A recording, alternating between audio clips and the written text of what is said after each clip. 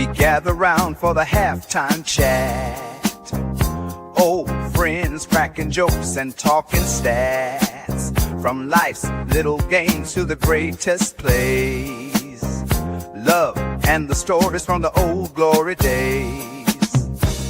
With Philly's heart and Coach Edd's cheer, we break it down every moment, dear. Life is a team and we've got the plan. Sports, love, and laughter, that's who we am.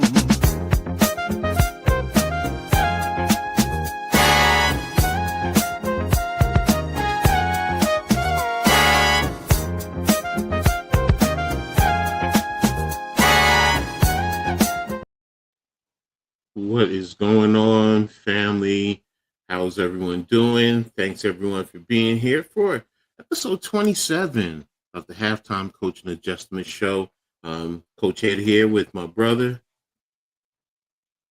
Philly halftime. All right. And ready to get into this. No Eagles and Giants playing today, so, we're here.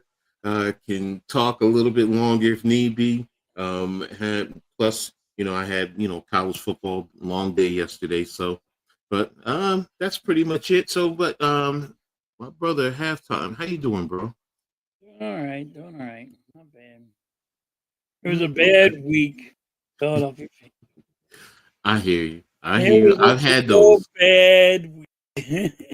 Trust me, I've had those. Mine wasn't a completely full bad week, but it was tough. So, but to everyone watching, before we dive into it, make sure you guys get in, hit the like button on the Hardcore Sports Network, the Aboriginal Sports Network. I thought I had it there. I forgot the Aboriginal. Let me set that up real quick.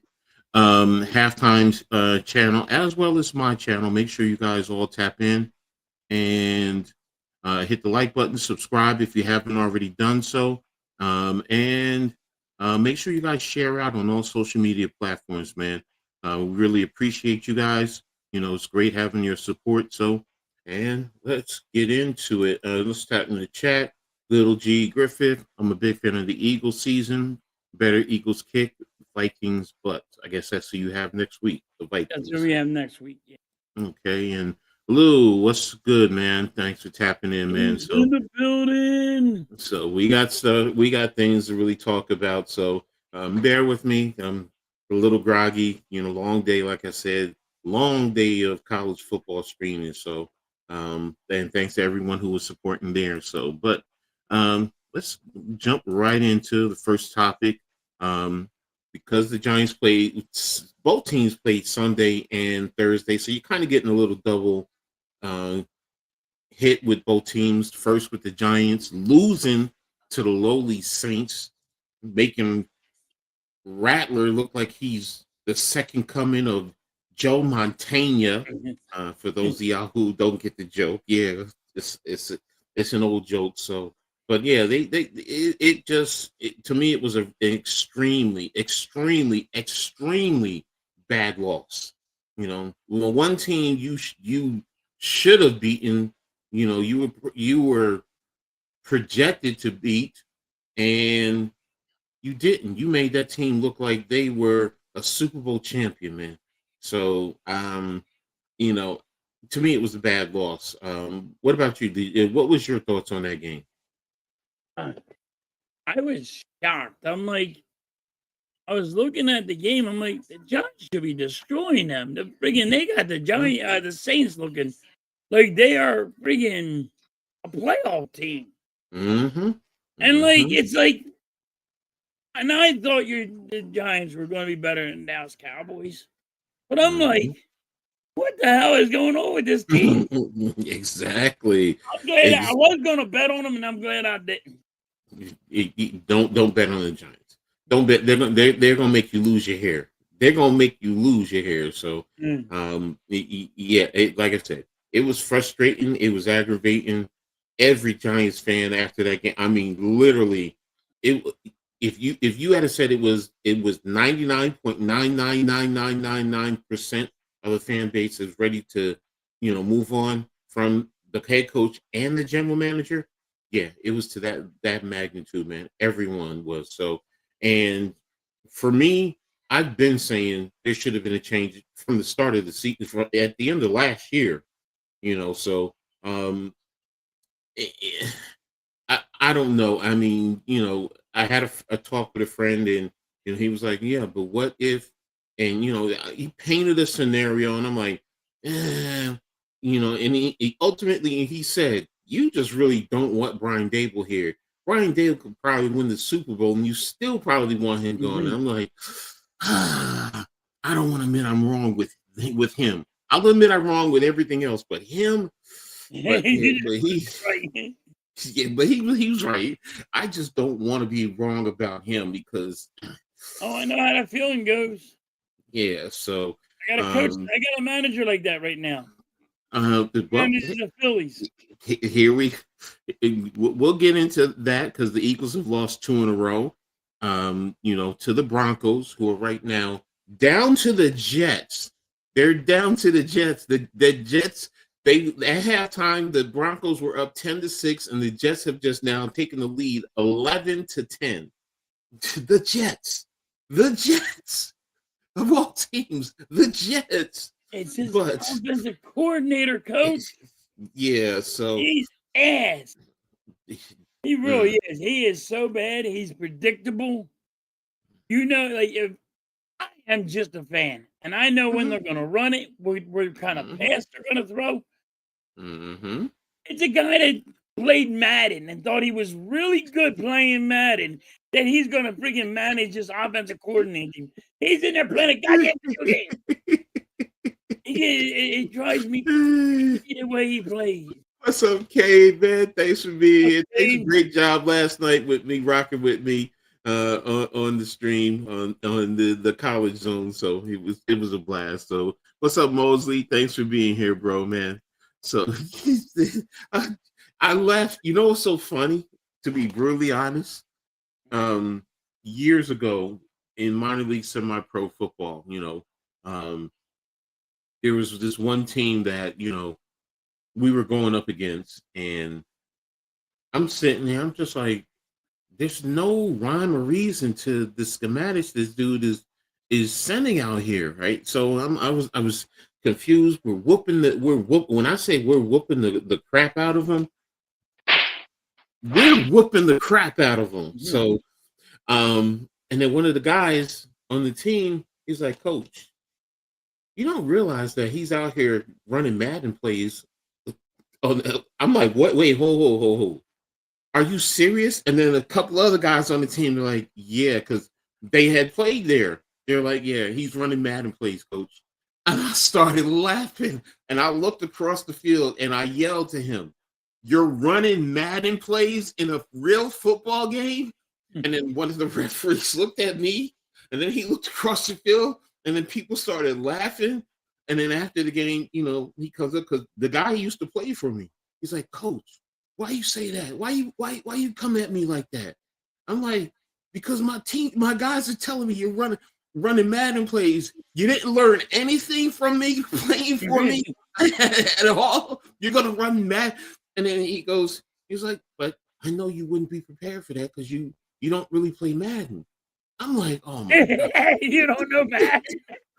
Yeah, because he knew I stopped playing Madden because the game. It used to be in tournaments, man, money tournaments, and I think I had one game that I lost in all the tournaments, and everybody used to get mad at me because I play football.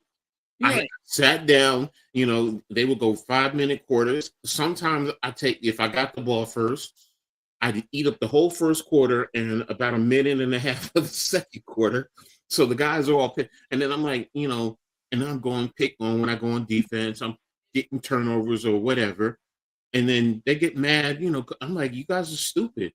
I'm like, "First of all, I'm a football coach. I know how to defend it. Yeah, I know. And I'm like, and it's a computer game, and it's a game, and I played it. I know what it's doing for the most part. And I'm like, "Okay, whatever." So, and he knew. He was like, "Yeah, when it comes to, a Madden, I think I haven't played Madden since 2006. Yeah, I haven't played Madden in a while. Yeah, so it was just because the game. It's like, even guys today, they're like, Coach, you can play it. I mean, it's more advanced. I'm like, no, it's not. It's not. It's not, because it's not going to figure out what I'm doing. That it doesn't matter. Right.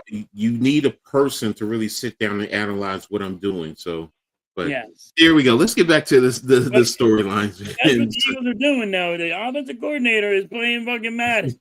Because, Coach, when we played the Rams, you know how many times we ran the ball? 8. Whole Are you game. 8. serious? Not lying. Wow. Saquon Barkley ran it 5 times, and Dillard ran it 3. Yeah. Whoa. Wait a minute. I mean, 8. that's. I mean. 8. Mm, 8. mm. Passed the ball the whole time. Let And me.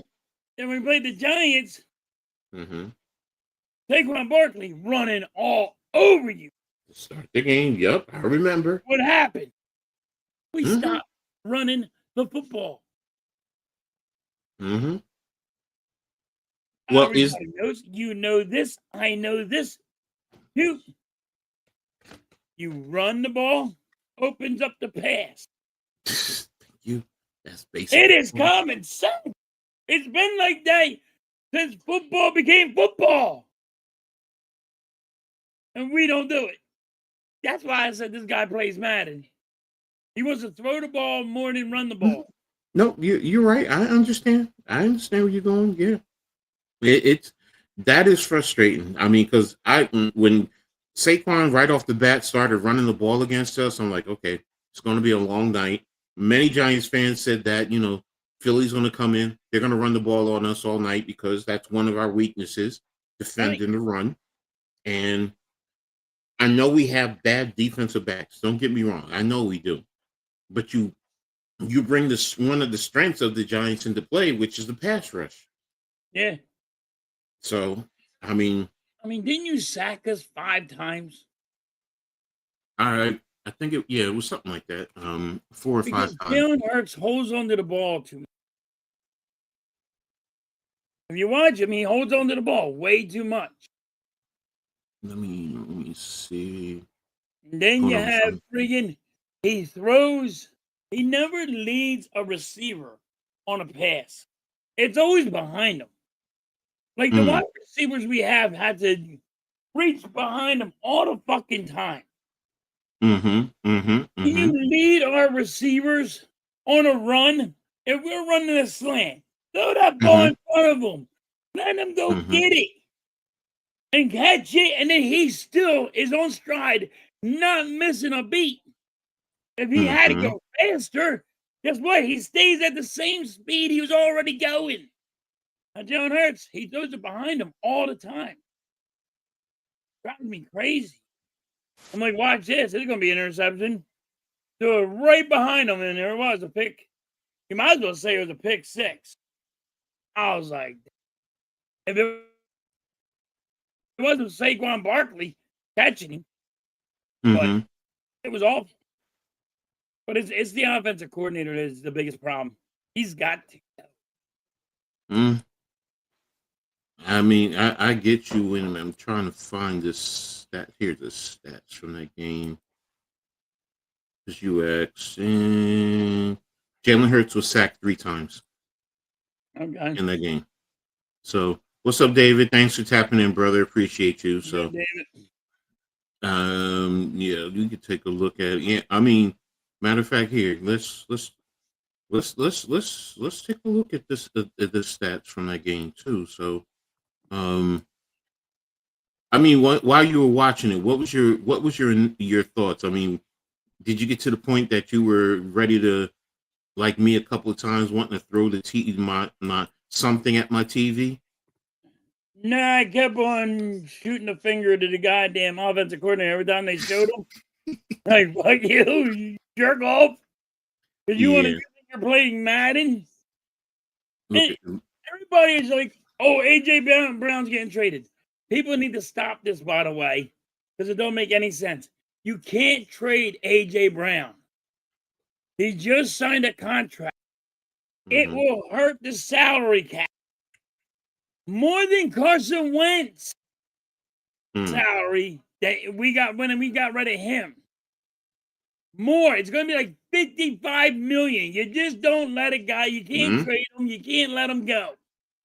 Sorry. Mhm. There's a salary cap involved, and it's 55 million that you'll get hit with. I don't know Can't where do they, it. I don't know where that 8-7.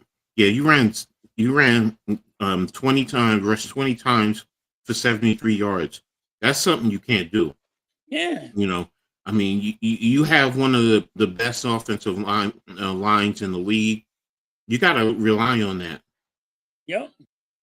David, we're going to get to a little Not hockey. doing it. Trust me, we have that on the table today. So, We do have that on the table today, Dave. We'll be talking about it. mhm. So I mean, Goddard, definitely 110 yards, receiving He was yards. doing good. Guy was doing good. Mm-hmm. I'll trade him for a pass rusher though. I'll trade him in Traded a for. heartbeat for a pass rusher.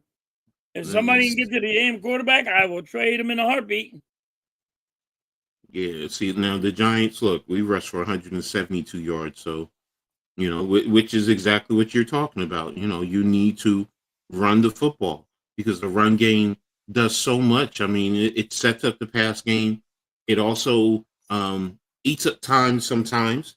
That you may need in during the course of a game. So But you this is know. also our defense because we're the bend but don't break defense. Mm-hmm, Means mm-hmm, we will give you the short yardages so we don't get the long passes taken on us. mm-hmm, mm-hmm, You're not mm-hmm, gonna get you're not gonna get the 20, you're not gonna get the 30-yard passes. You're gonna get mm-hmm, the 10. So mm-hmm. if I'm giving you 10 yards, that's a first down. I hate the bend but don't break defense. Did they prove me wrong? Yeah, I guess so because we won a Super Bowl with it. Mm-hmm, But I mm-hmm, still hate it. mm-hmm, mm-hmm. It just stupid shit. But Look, if we don't I get rid get. of our offensive coordinator, it's gonna be bad. Do you think that it would be cause for? Do you think it will keeping your offensive coordinator can set a trend where the team starts to spiral and go in the wrong direction instead of being one of the top teams in the league? If we don't get rid of our offensive coordinator, Mm-hmm. yes. Because what happens? Negativity comes in. You're Mm-hmm. gonna make Mm-hmm. Saquon Barkley be pissed off. You're gonna get Jalen Hurts pissed off. You're gonna get Lane Johnson mad. You're gonna get the offensive line mad. Mm-hmm. 'Cause Mm-hmm. they're like, what are we doing here? We're not running the ball. Even Lane Johnson saying, putting our offensive coordinator on check. We are the best offensive line, and you're not running the ball. And when you run the ball, you're running up the middle, running on the sides. Give him my side. I'm taking them guys out. Nobody can stop me. I'll run right next to him. Like it's crazy how they do it. It's a guy playing Madden. It really is a jerk off playing Madden that thinks Well, he knows what he's doing. what about? I mean, what level of culpability do you put on Sirianni? I got to put a lot on him because he's the one that went with this guy. He's Mm-hmm. he's like, oh well, he's gonna learn as he's doing it. What do you mean? This is football, coach. Do you just put anybody in there and say, No, hey, learn as you go? no, not learn as you go. You train him underneath you, Yes. and when he's ready, you put him out there. So if you're the offensive coordinator, you're gonna say, all right, I'm gonna make this guy listen to me and follow me for a couple of years, and he's gonna groom underneath me. Mm-hmm. Not here. Learn as you go, buddy. Just get in there. It doesn't work. It just don't. And it happened a couple of times with the Eagles. Mm-hmm. We had an offensive coordinator, one of our offensive coordinators become a defensive coordinator. He didn't know one fucking play. on defense. He didn't know what a play was on defense. Mm. And he was trying to be the coordinator one year. That's weird. And we had Jimmy Johnson was about to pass away. He had cancer, and they gave an offensive coordinator the job. And Jimmy Johnson said, "Here's my playbook." Gave him the playbook, and he screwed it up. See, one of the great defensive coordinators ever. I used to hate Jimmy Johnson's defense. I respected it. And I'm gonna be honest with you, there are elements that are in my defensive schemes, but I mean, there's a lot of different schemes that I include into my defense, right. And I'm one that, I love cover zero. I'm gonna be honest with you. But I also know not to run cover zero, all game long. You have to mix it up. You have to run too high. You have to go single high, go quarters, give them a read. You send the blitz on occasion. You want to overload one side.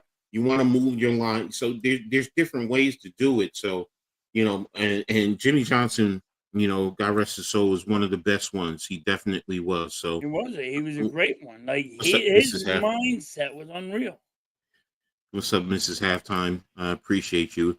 Yeah, it's a big test going up into Denver next week. But we'll see. Denver's defense is a tough one. They definitely are a tough one, but the Jets are giving them a go. The Jets are winning by 11-10. I'm going to be honest. Remember, I always tell you the Eagles always lose a game that they're supposed to win. Yeah, you have said that. It's every year. Now, we were supposed to win against the damn Giants. We were supposed to spank y'all. Yeah, no one expected this loss the way we lost. Yeah. You guys spanked the shit out of us. It was like, oh my God, what am I watching? Yeah. I mean, I was, initially, I mean, I had my concerns, going in as a fan. I'm like, but I will say this. Shout out to my man TP. Since Tuesday of last week, he and I both said the same thing. Giants going to win. I kept saying all week, we're going to be grilling some. I would say we're going eagle hunting season. We're going to grill some eagles. I got the barbecue sauce ready. My brother was talking trash to me, so I'm talking trash back. That's really what got me going early in the week. So he's like, you ready for this ass whooping? And I'm like, man, happens all the time. Eagles are supposed to win a game and always come out with a loss. But you don't think you're going to win. You got this in the bag. You know what?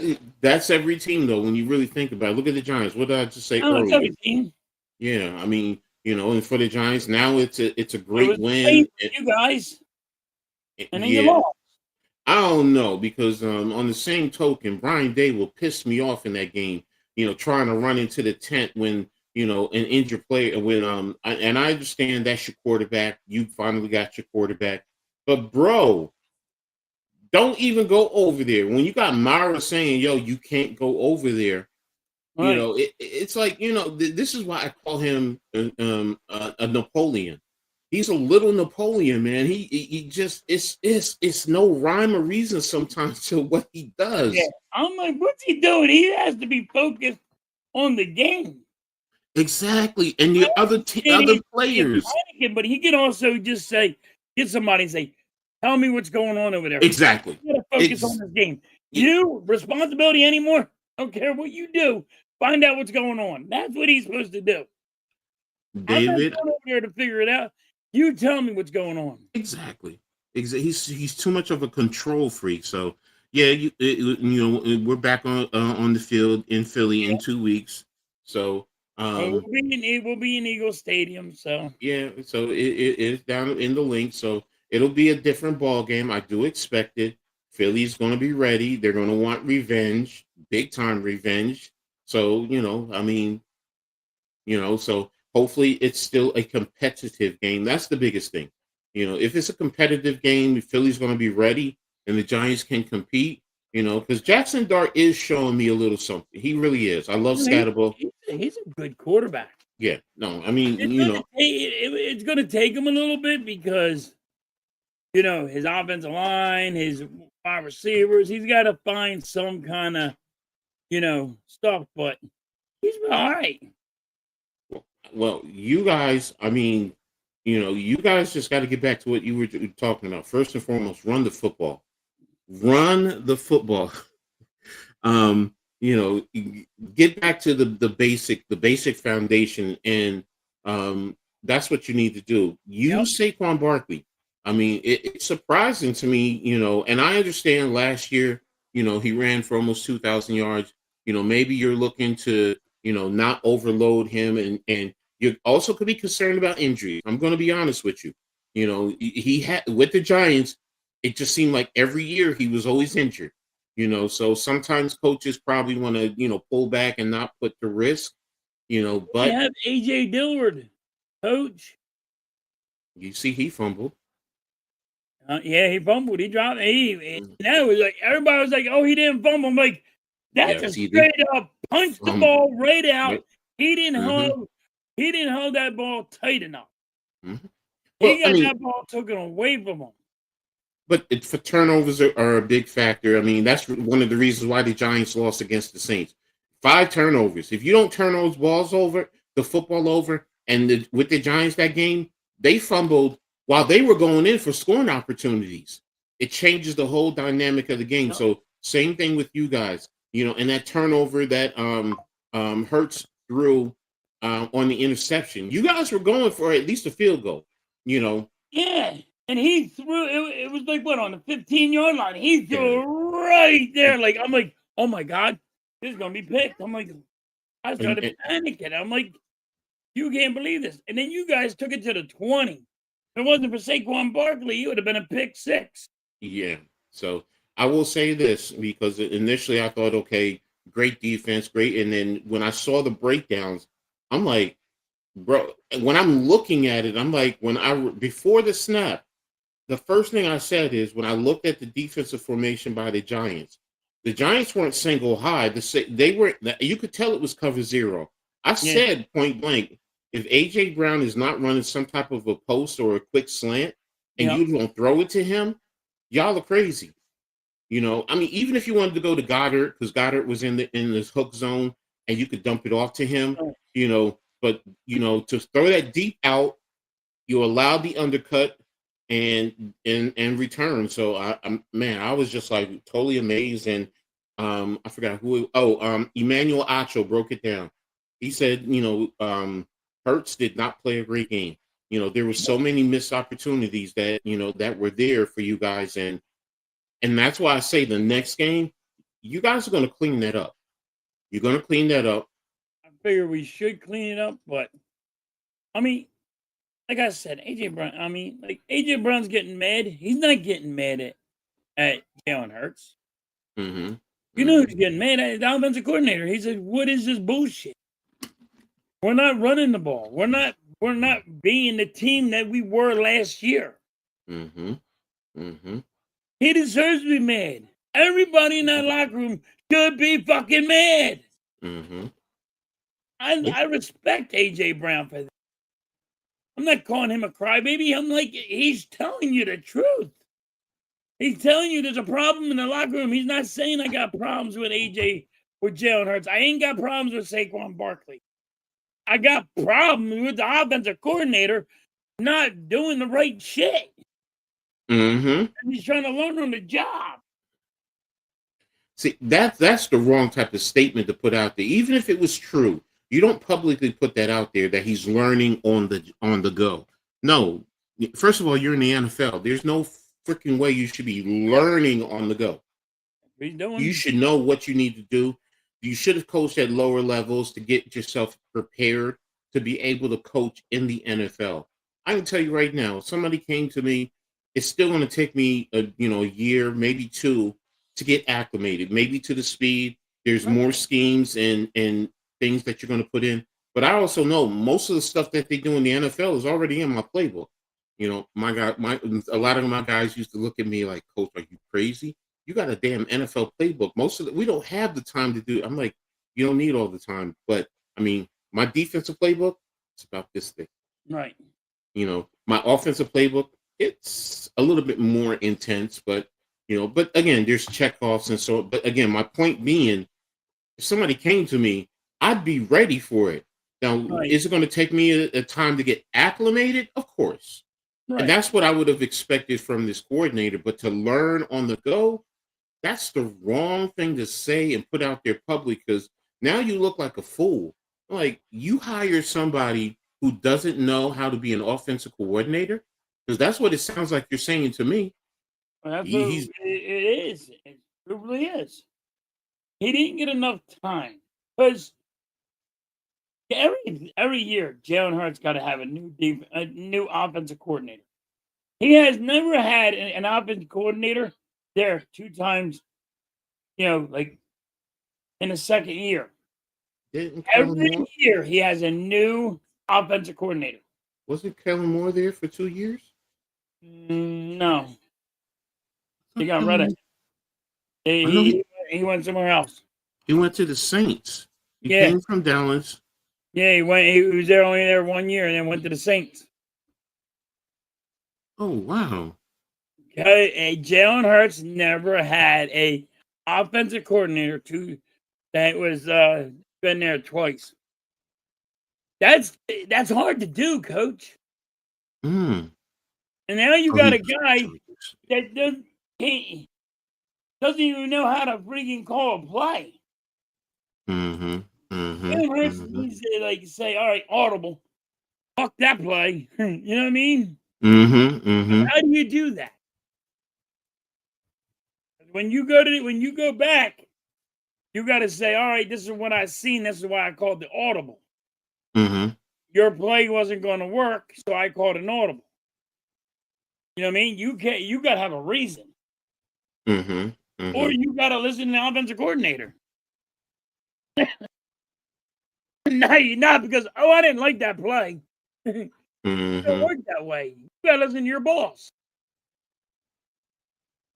Yeah, it looks like a lot of it was 1 year. So, Yeah. what's up, Chad? Thanks for tapping in. Yeah, you're right. But clap, clap, smack, smack. So there you go. Hey. So Jalen freaking butt hurts. Jalen, middle. Dad's got to go because there's no more Phillies.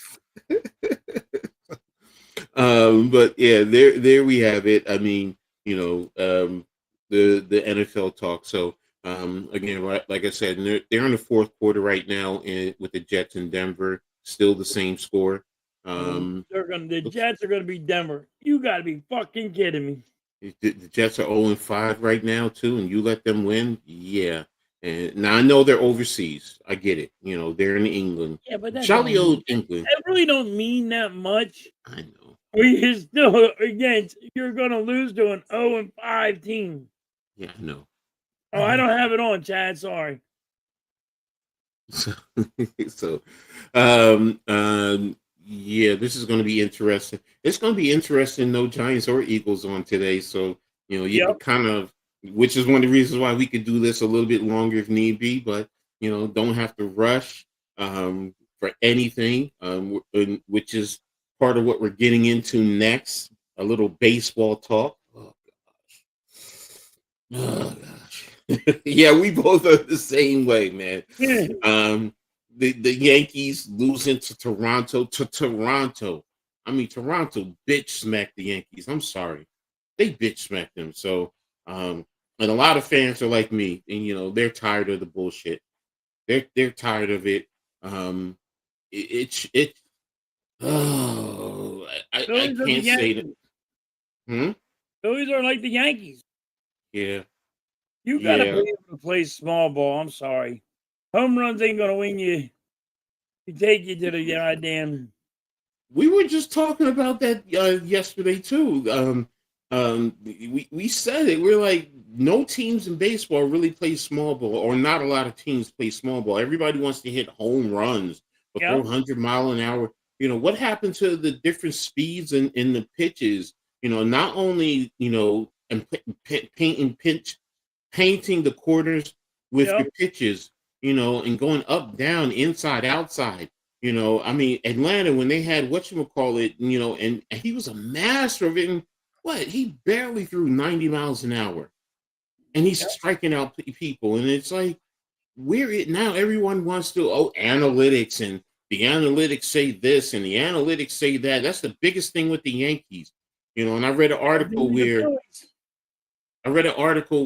they were like, well, Aaron Boone isn't the one pulling the strings. He's the puppet, and it's Brian Cashman. Well, yeah, okay, we all know that, and that's why I say they both need to go. But I know Brian Cashman is not going to go anywhere because Steinbrenner, that's his. It's like his, his. I'm not going to say that. I'm going to keep it clean. He's his right hand man. He has carte blanche because he's been there so long. But as the general manager, you know how many World Series he's won, and he's been there damn near 20 years as a general manager. 2. One. I was giving him more. He's only won 1. And that was yes. This analytics, I understand the point of analytics. I'm not saying you take analytics out completely, because they teach analytics in college. You use it as the Bible. Yes, that's my point.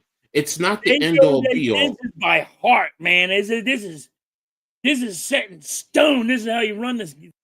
Exactly. And look, sometimes you don't know if a player is off today. He woke up, or he woke up sore, and whatever the case may be. So he's going to be a little rigid and stiff. So you need to be able to make adjustments as you go.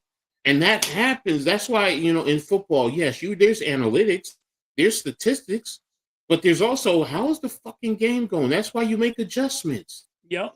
And you don't see that, especially with the Yankees, man. I mean, I really feel the Yankees need to make a change. I don't think they are, but I really want them to make that change. This is why I love baseball. Baseball is a chess match. Exactly.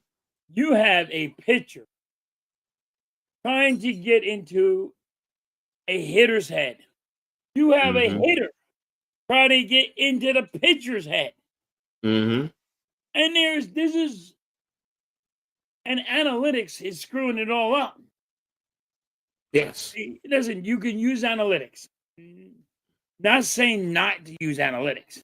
Don't act like it's the Holy Bible. Don't act like it's set in fucking stone and you got to help. The analytics says that this right point in time is when I do it. The Phillies did the same thing. That's why I want Rob Thompson on. I said that since 2022. They're like, are you crazy? We went to the World Series. He rides the guy's coattail.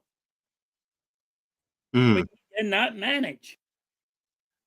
You guys got the same problem. You don't know when you guys, your manager, don't know when to pull a pitcher, when he needs to or not. When to use that pitcher, how to use that pitcher. Exactly. Because analytics tells him something different. It really does, and it to me, it just really it's ruining the game. It really is ruining the game for me, because I just it's like, oh my gosh, I get it. It just makes you more predictable, like you said. It's a chess match. Sometimes you want to hit them with the unexpected. There's the routine, but then now you have to prepare, and you want to sit here and you want to be able to say, okay, now I can't just sit here and say he's going to do this, because look, you might do this. Now if he can do that, then it changes the whole thing. And I want to get someone in those Sheldon Cooper moments where you throw something at them and it shocks them, and it's like, wait a minute, they're confused. Right. Now, I've seen the Yankees do this too. And hit a fucking bunt. Can't fucking bunt. Wanna know why? Because you don't practice it. because you're trying to hit the long ball. Mm-hmm. And I watched even the Yankees do it. I watch a lot of teams do it. They can't bunt. They don't know how. And then you got the players that don't know how to run the bases on a bunt. Mm-hmm. Castellanos fucking wanted him with a baseball bat in his head. Like, yo, dude, Mm-hmm. you were supposed to go halfway between second and third. You weren't supposed to run the third. You were supposed to try to get the guy to throw it to first. If that guy gets out, then you go to third. But you're Mm-hmm. supposed to run back to second to get the guy. If the guy gets safe on first, then you run back to second. Mm-hmm. It's not that hard. Why do they make it so complicated? And it's analytics. Yeah, exactly. I watch the Yankees. I'm like, I feel so bad because the Yankees can't bunt either. Mm-hmm. They damn sure can't bunt. So, and that's what's extremely frustrating. When I sit back and I watch baseball like this, it's like, and here's the other thing, which is the second part. You're wasting a talent like Aaron Judge. Yep. You're really wasting away a talent like him. So, there's no way in the world, with a lot of the performances that the Yankees are doing, they should be, and they had one of the better records in the American League, but you go up against Toronto and you look like you ain't jack. And I'm telling you right now, I don't think Toronto is all that. They're not a dominant team. They're a very good team. They're a good team. And they have the hitters. They're beatable. Yes. Now, do they have good pitching and do they have their flaws? Yes, just like any other team. Yeah. But the way the Yankees played them, it's just like, Toronto is your daddy. Yeah. But And also, Denver's.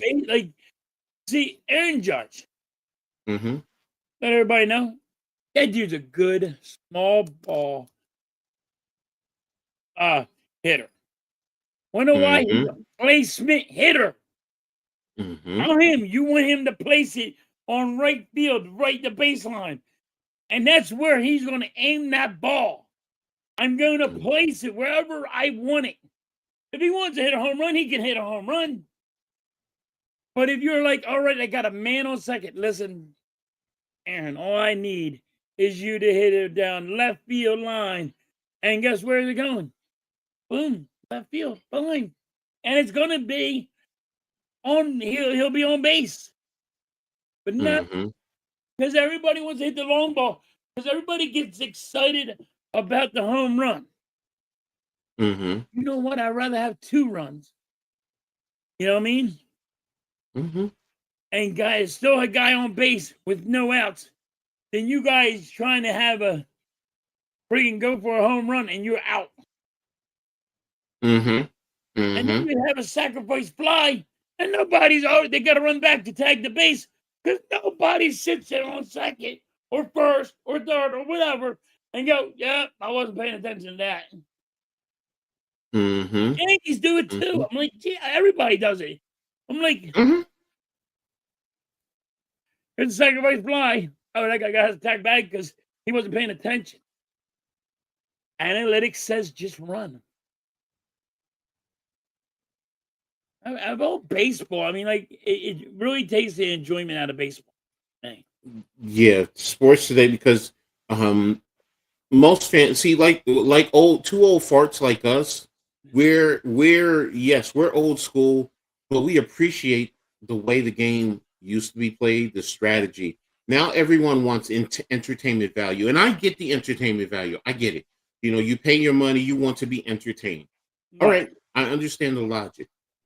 But there's always strategy to it. It doesn't matter what it is. I mean, even if you're watching a movie, sometimes there's a storyline that is built up. Yes, there are parts that is going to be like, oh, this is boring until you get to the climactic part, which really draws you in, which makes you say, oh, this was a great movie, or going to a play, this was a great play.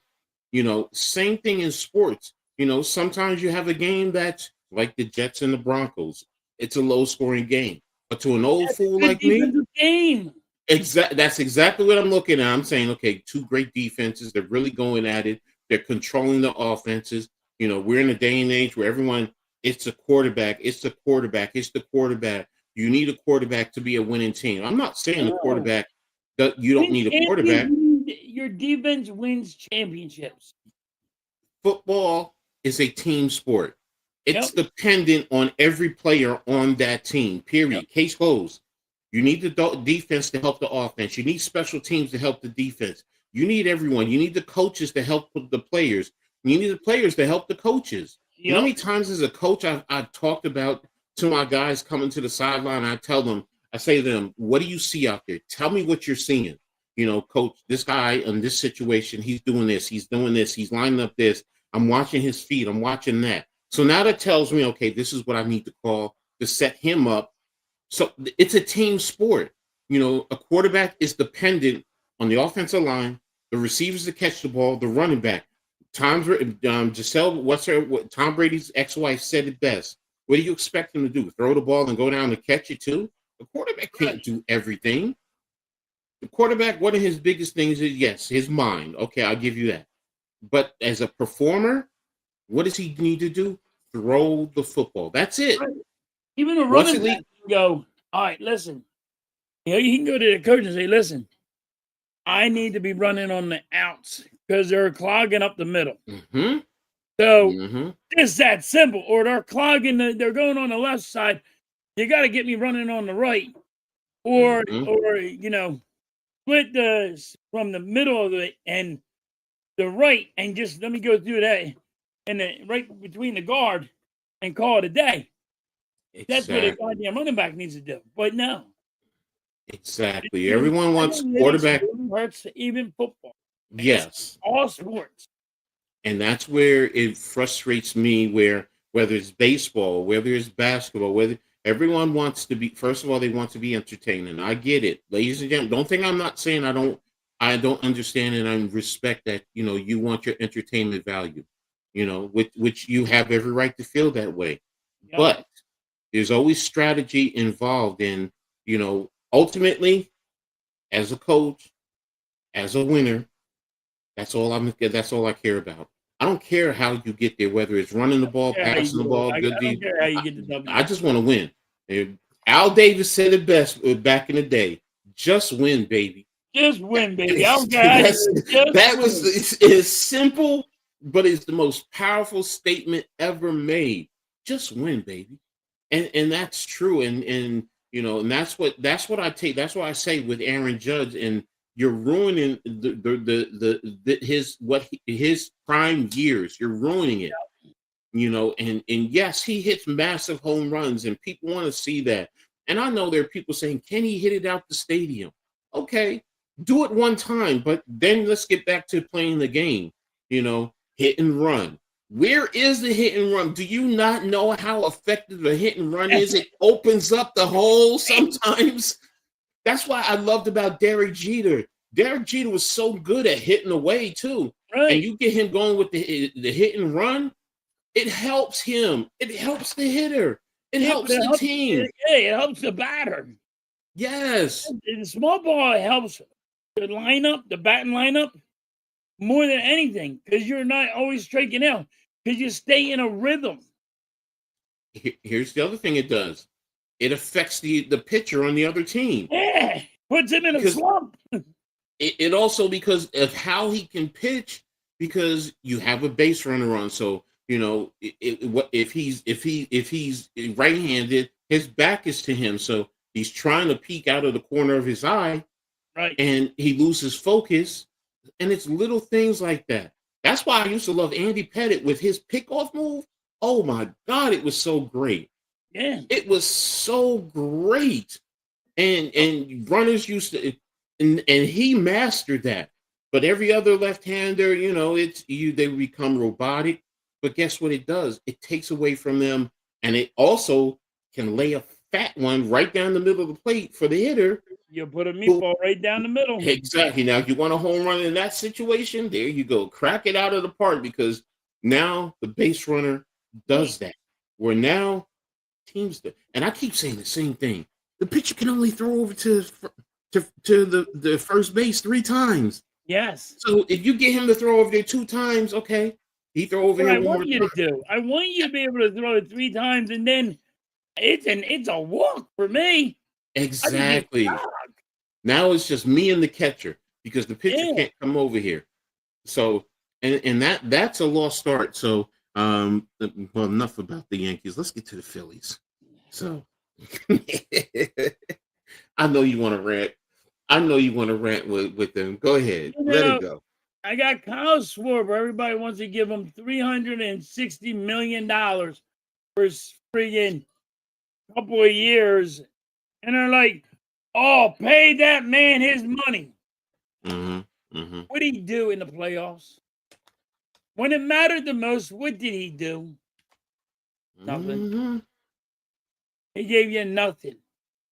Our front of the lineup can't hit. The back of the lineup's hitting. The worst guys are hitting, Coach. You got Bryce Harper making $300 million. You got friggin' Turner making $250 million, and they're not hitting. You got Schwarber. You want to give him all the money in the world because he made 56 home runs. There's people out there saying he's better than Babe Ruth. A legend. He's better than a legend. He had 56 home runs, couldn't give you nothing in the playoffs. Mind boggles. And then I got a stupid ass pitcher that had a brain fart that cost us in the playoffs. In extra innings, 11th inning, and he just had a brain fart. JT's even pointing, the catcher's pointing to first, and he just had a brain fart. Thanks, Rob. Not knowing how to use your pitcher. This is analytics telling you I need a right-hander here because there's a lefty there. Thank you, Rob. You screwed us. You really did. Why he needs to go. And everybody's like, oh, we're not going to be one and done. What are you talking about?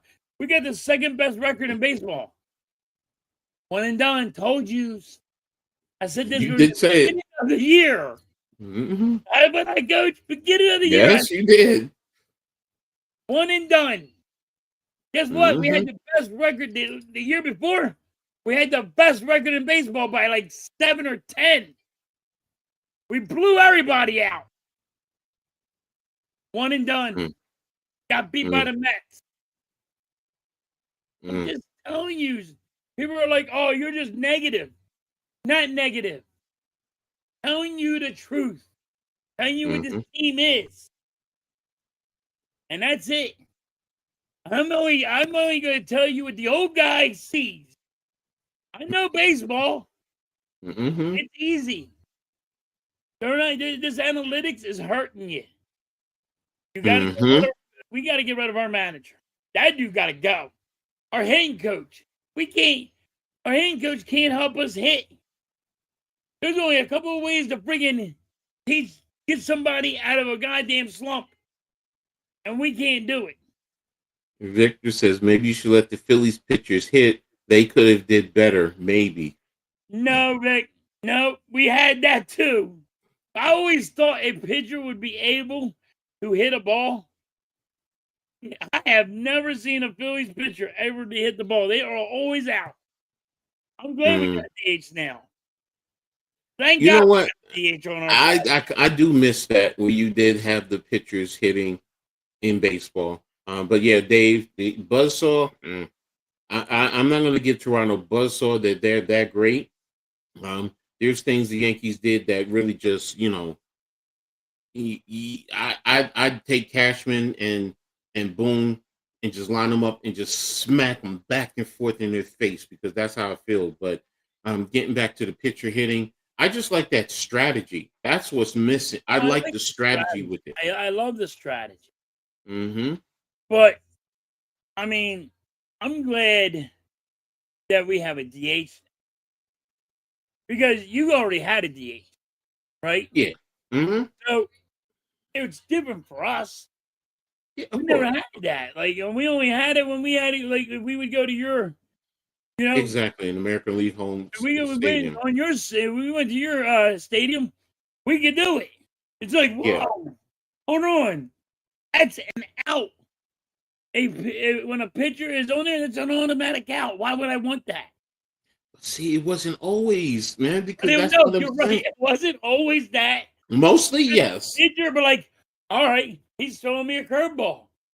I know what Mm-hmm. this guy's going to throw me because I'm a goddamn pitcher. Mm-hmm. Not no more. They're not. They don't focus like that. Back in the day, it Mm-hmm. was different. You know what I mean? Back in the And day, it was different. Dave says, I hate when managers pull a starter when he's pitching great, then the reliever. Yes, man.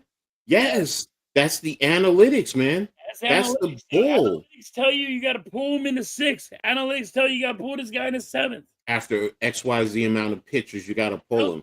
No, how is he pitching? Oh, you don't want to blow out his arm. Well, here's the thing, and this is one of my coaching principles. You don't play scared Yep. because you're worrying about getting injured. You play like it's your last time ever playing the game. Yep. It's just that simple. If you play scared, you're worrying about getting injured, you're going to get injured. But if you go full bore, you go all out, you should be fine. Some pitchers used to hit good, and when they were able to hit, yes, you're right. Yeah, So back in the day. yeah, back in the day, they pitched not yes, bro, Yep, man. they used to pick 9 inches. They used to pitch 10 innings. They I've used to heard have 140 pitches. I've heard stories about pitchers back in the 40s and the 50s pitching a doubleheader or something to that effect. Yeah, yeah. They used So to have. I seen where they pitched a doubleheader, back to back. Hold on. All right, they just pitched it. He just had a game here. All right, we're gonna pull him now, so because he's about to pitch the next game. mhm. So yeah, it has happened. But see, that's the thing. And yes, back then everyone wasn't throwing 100 mile an hour, which is more the reason why you need to have different speeds. It also affects the batters. They Yep. know that pretty much everyone is throwing 90 to 100 miles an hour. They get caught with that. You know Yep. what's one of the hardest pitches to hit? A fucking knuckleball. Yep. I mean, it's slow and it has such movement on it that Yep. hitters are just like so frustrated, and it's like your timing gets thrown off. And that's the thing, that's why you have off-speed pitches, change-ups, curveballs, along with the fastball. You're painting the corners. When pitchers back in the day used to have more than maybe 2 pitches. Nowadays, they used to have sometimes 4 pitches, and they were 2 Yep. they were good with, and then another 2 they were good just to utilize to keep you off balance. I know. So, Yes, they used to pitch maybe 90 or mhm, 80. Well, guess what? They used to drop it down to 60. yes. You listen, when you drop it down to 60 miles an hour and you're looking for a 95-mile-an-hour fastball, and they drop it to Mhm, 60-mile-an-hour fastball, mhm, they're only dropping the speed. They're giving you a fastball, but they just dropped the speed. It's like a mhm, softball, but guess what? They're already mhm. swinging at it. It ain't even crossed the plate yet. Like, you're like, what are you swinging at? Exactly. And that's the thing. And that's, again, as much as I used to I hate the Red Sox, but Tim Wakefield was just a master of that knuckleball. And plus, you know what it does? It saves the pitcher's arm. The pitcher is allowed to pitch longer in the game. They have a longer career. You're not Yep. worried about burning these pitchers. You're not worried about, after 75, after 90 pitches, we have to take him out to preserve his arm. Screw all that. First and foremost, the job is trying to win a championship. I'll worry about my life after. You're paying me such great money. I'll have arm surgery, hip surgery. Yeah, I'll walk with a limp or whatever.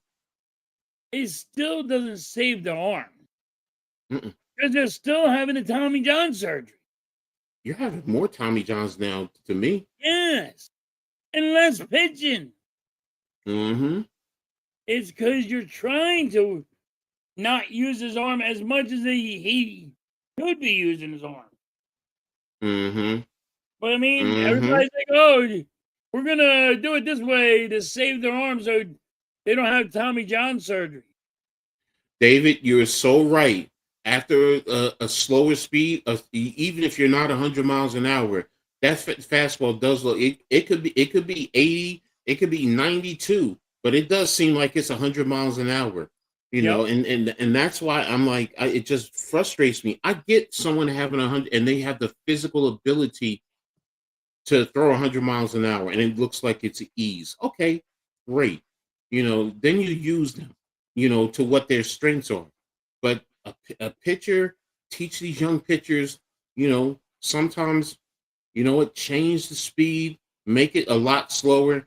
You take the hitter's timing off. And Yep. if it comes across the plate and it hits the spot, it doesn't matter if it's a 100 mile an hour fastball or a 60 mile an hour changeup. As long as it gets across the plate and it hits in between the spots, it's still a strike. I mean, you can look at some hitters, and they'll go, "All right, throw that one again. I got your Mm-hmm. timing down." Mm-hmm. I mean, and they only need one pitch to get that Mm-hmm. timing down. All right, throw that pitch Mm-hmm. again. I got your timing down.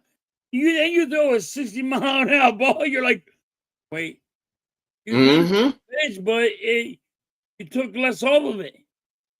I wasn't Exactly. ready for that, you know. So, Or they think it's coming and they swing in front of it, and yep. then it's like, oh damn it, you know. So and that's the thing, but that's the artistry of pitching too, because now you're really taking.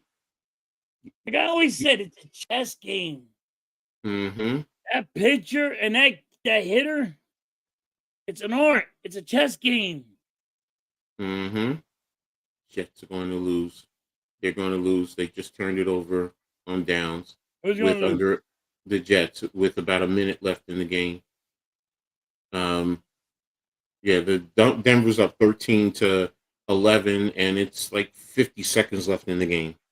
Oh, So, so they're yeah, going to lose. Mariano was the best with his location, man. Man, was he? Yeah.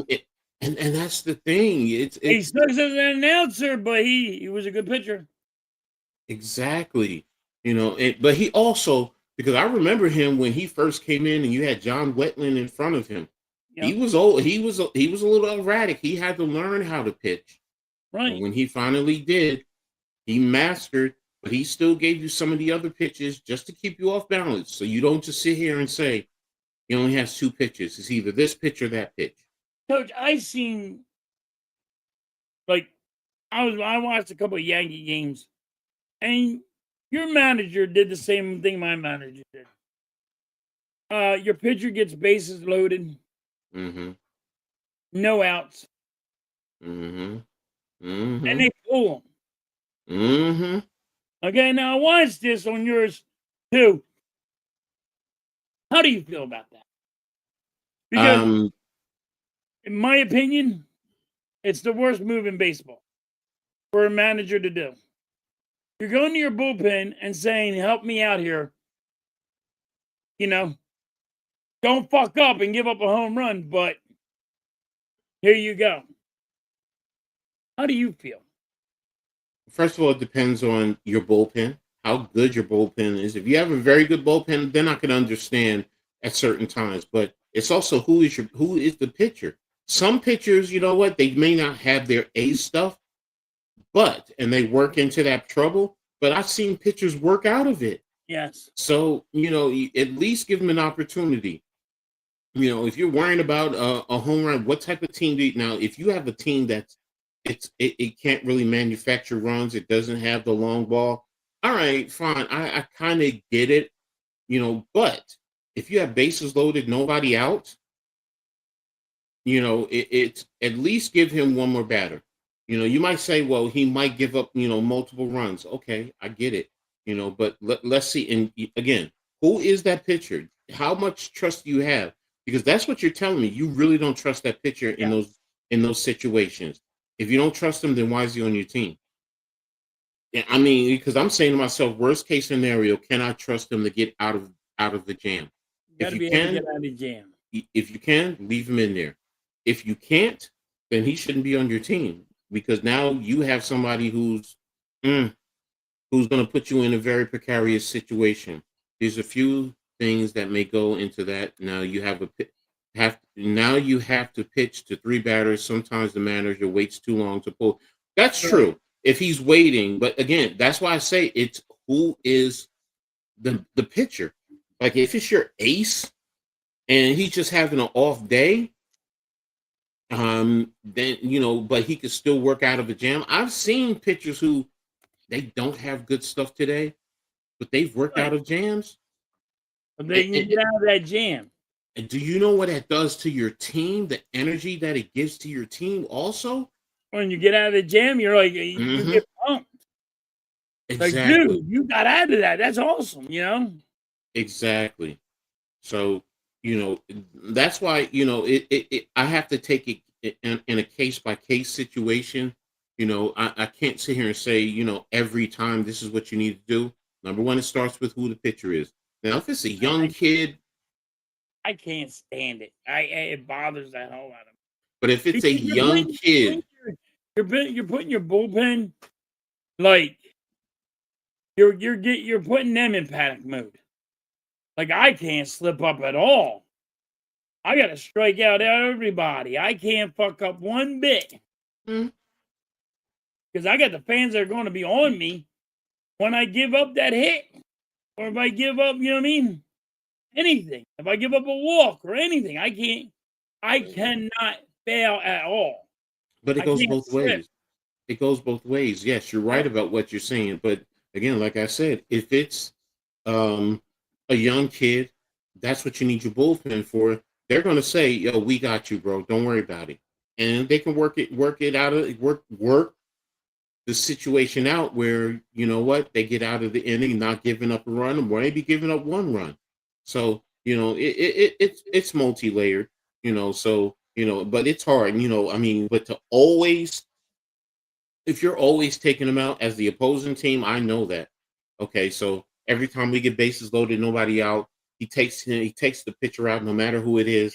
So who is he going to bring in? This is what the analytics say he's probably going to do. You're telling your guys this is who's probably going to come in. This is what he does best. So you know what? Get him if he's a first strike pitcher. First pitch he's going to lay a meatball out there. So go ahead and swing away. So again, it's like what I that's why I like strategy. I like playing it by ear. See what's happening. See how it's going. And then sometimes you just need a little trust and a little luck. They ain't got strategy anymore. They just hit home runs. I'm gonna go here and chew my bubble gum. Yeah, Lou, you're right. Their offense does look like it was designed before the invention of the forward pass. So, I mean, I made a joke on one of the streams the guys were on. I'm like, watching the Jets offense is like trying to watch 2 snails mate. I mean, it's bad. It's bad, man. I admit it. So, but that's why you need a strong defense. So but then that's where it is. I've seen it backfire, and sometimes you're right. These guys most really have ice in their veins. No, I know that when you get to that level, you're so confident in your abilities. You have to get to that level, but you still, as a manager, sometimes you have to save the guys from themselves. Right. So but you're watching in quicksand. I mean, like if you got man on first and man on second, and you want to pull them. Okay, but when you got man on third, there's no outs. Like, how come you didn't pull him when there's 2 guys on? How come you didn't pull him sooner? I mean, there is a lot of of ways you could be looking at it. Like, you should, could have pulled him sooner than fucking wait. But I hate. Exactly. So, what type of changes are you expecting from management? You said you want the coaching, but what do you and most Philly fans feel about management, your general manager, and so on and so forth? What's up, Blaze? I know they probably all want him gone, but I don't know. Good afternoon, Just don't know. Coach Edd. I don't know what they're gonna do. I really don't. You sound like you really sound like the Yankees. Y'all Because I really don't know what they're gonna do. You do. I'm afraid that they're gonna go. Hey, we made the playoffs and we had the second best record in baseball. But mm-hmm. it is what it is. Like they're not gonna fucking keep it up. Not exactly. I mean, it's like I said, it's frustrating as a Yeah. Yankees fan sitting and seeing this, and then you're saying to yourself, "Oh gosh, Aaron Boone is coming back. Brian Cashman is coming back. We're going to continue to see this type of performance." And ultimately, the only way to make change, impact change, is honestly, is collectively, is when you hurt the owner's pockets. That's the only way fans can really extract change. Otherwise, we're stuck. We got to deal with what these Yep. billionaire owners put out there for us. And again, like I said, it's about our entertainment. So, and so it's just sorry, Mike. Don't be mad because I like having fun with halftime and the tush pushies. It's all in fun. So y'all two are really going at each other. Wow. Yeah, yeah, please, y'all have fun with this. We have fun. Hey, at least your Phillies made the postseason. You could be a Pirates fan like me. Okay. I'm not mad, Blaze. I know you do. So, oh, okay. So I back up. I stand corrected. I apologize. So there's no heated argument. Yeah. Um, but yeah, I mean, I get where you're going, Blaze. Your teams make the playoffs, but then there becomes a level of expectation that as a Yankees fan, yeah, we have the most World Series. So I had fans say, "Yo, you've won a lot of World Series. Relax." No, I want more. I'm greedy. I want more. What's wrong with that? It's fun with Um, my brothers all the time. Yeah, Blaze, love having talking with you. So, steak and potatoes. Okay, okay.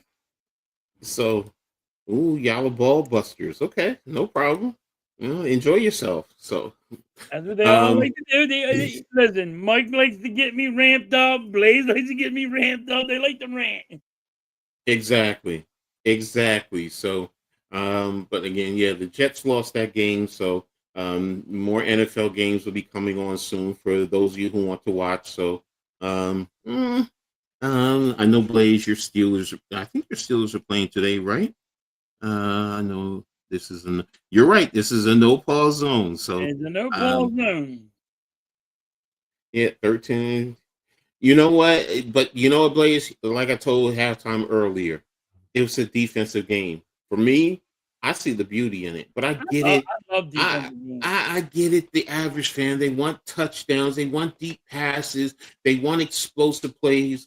Man, not me. I want to see two guys cracking in the trenches, trying to push each other, run the ball up in there, try and move the pile. I love shit like that. How do Like, you adjust to that? I mean, would they like LT anymore, Coach? Would like back in the day? Would like the Giants or would they like the Eagles? Because they had better Mm-hmm. defenses than they had offense. Mm-hmm. Mm-hmm.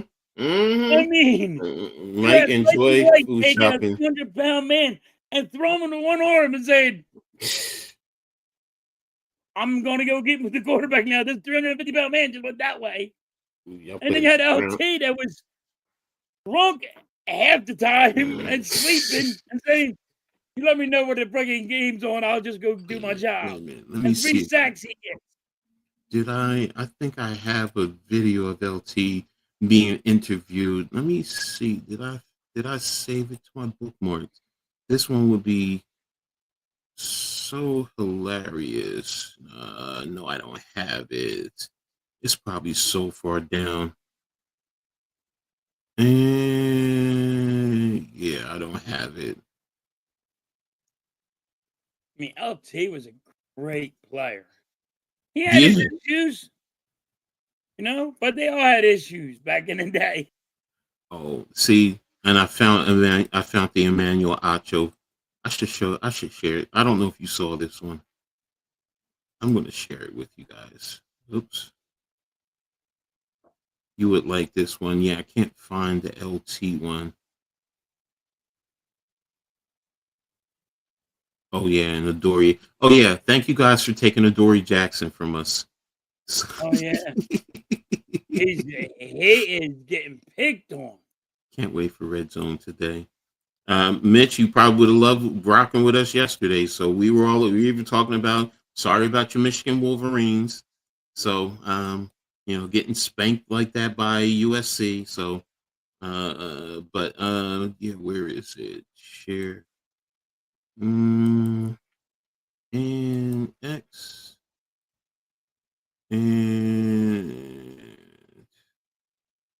volume up. Tell me if How you the can hell hear do it. these two Eagles wide receivers look this pissed off? I'll show you. Jalen Hurts was awful when it mattered most.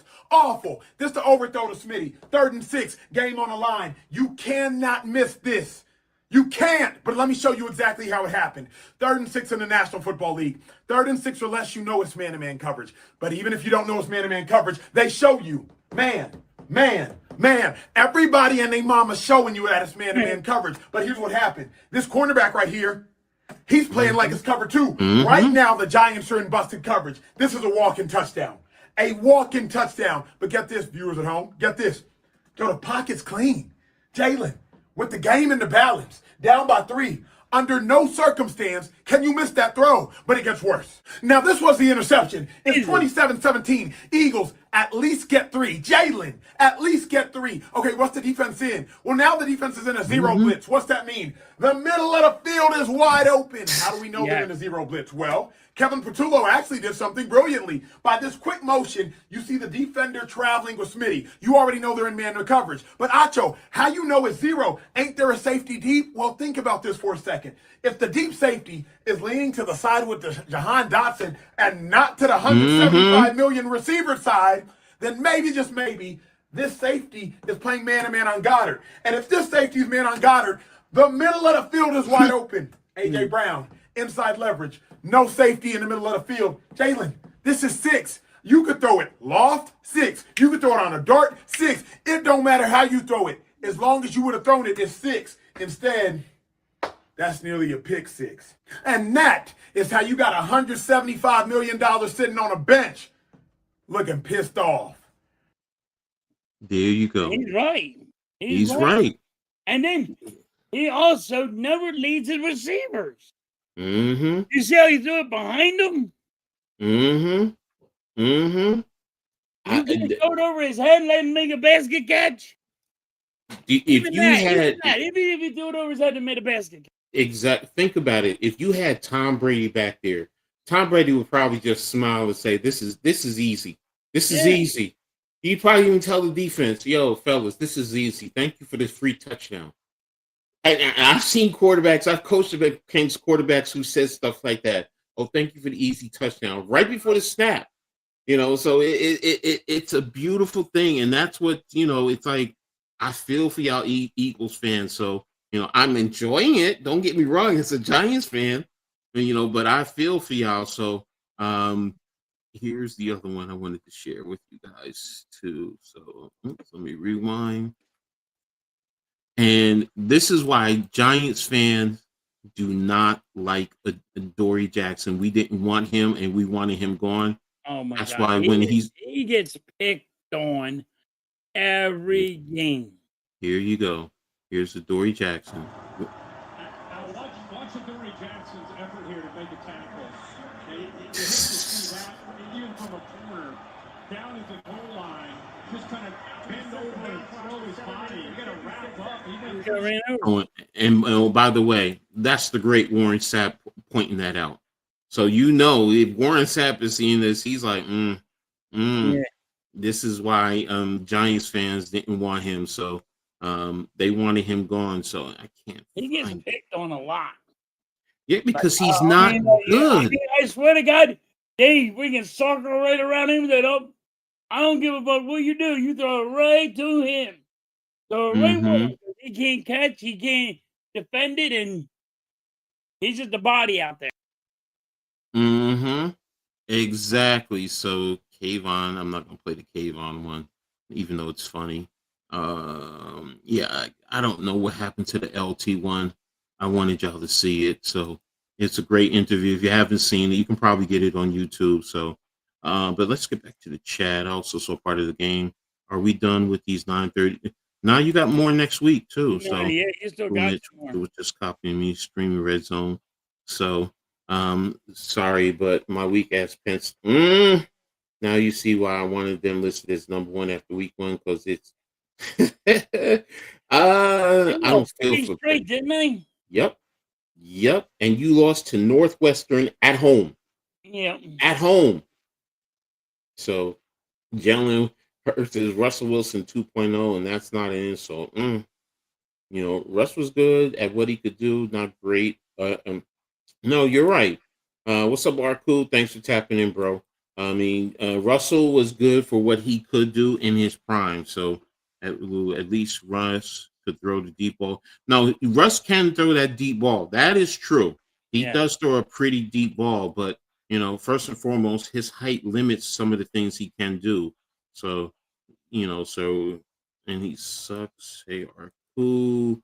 So many things. Yeah, we know there's a lot going on. So,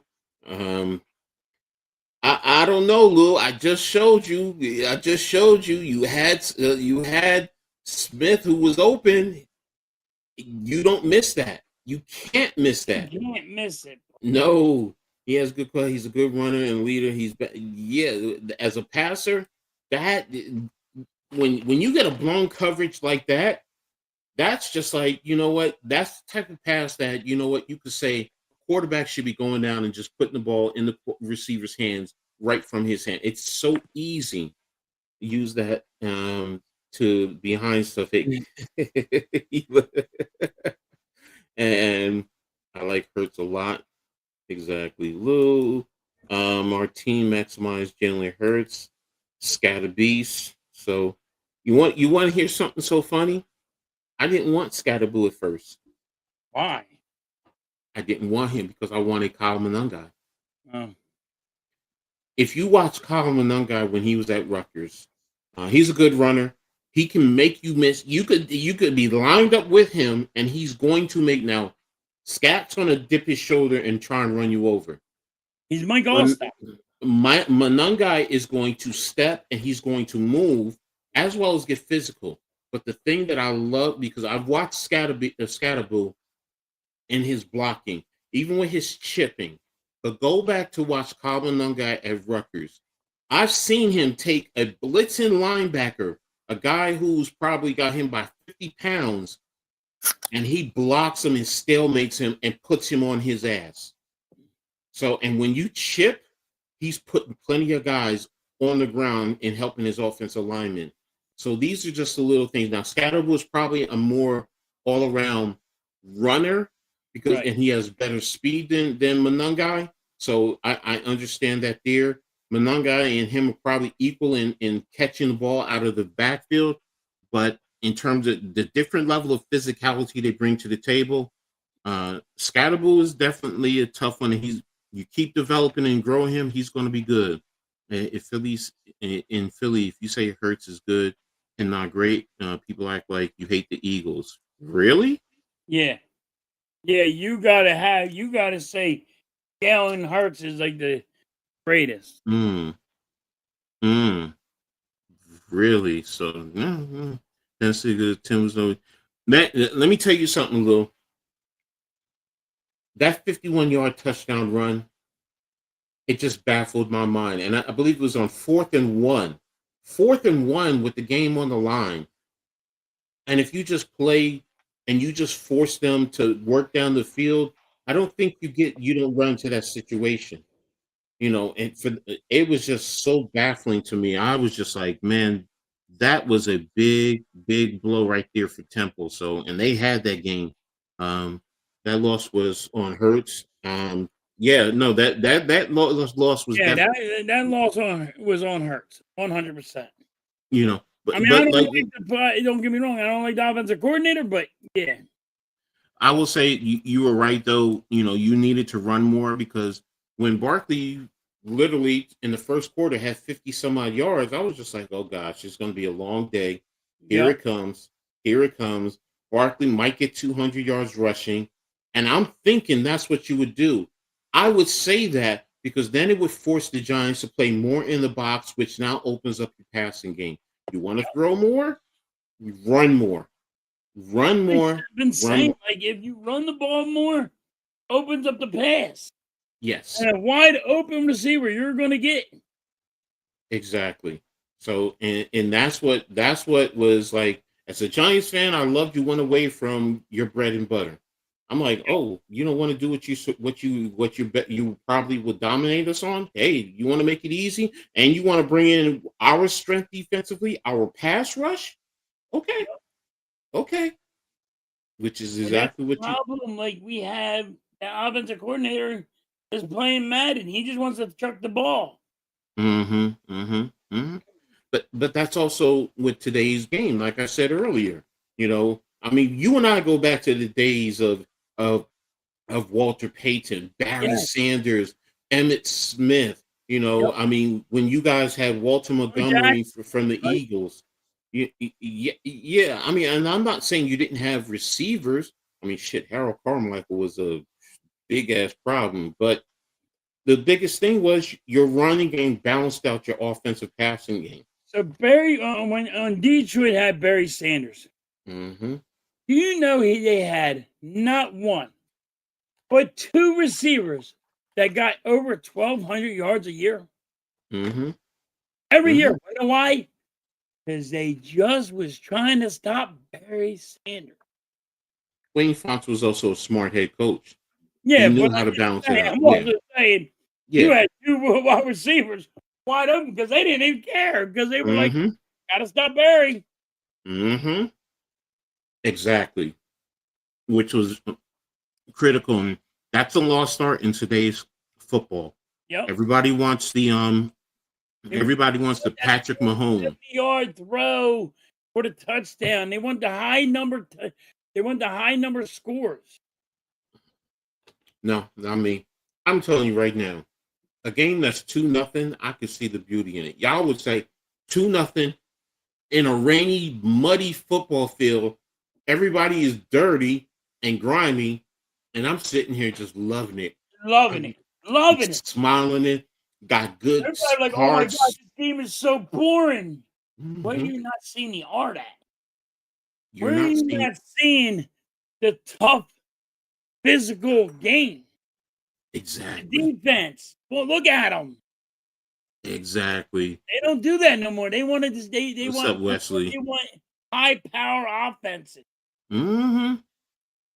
Exactly. So, and like I said earlier, everyone wants to be entertained. Yeah. And I get it. I do get it. Entertaining to me. But for me, that is entertainment.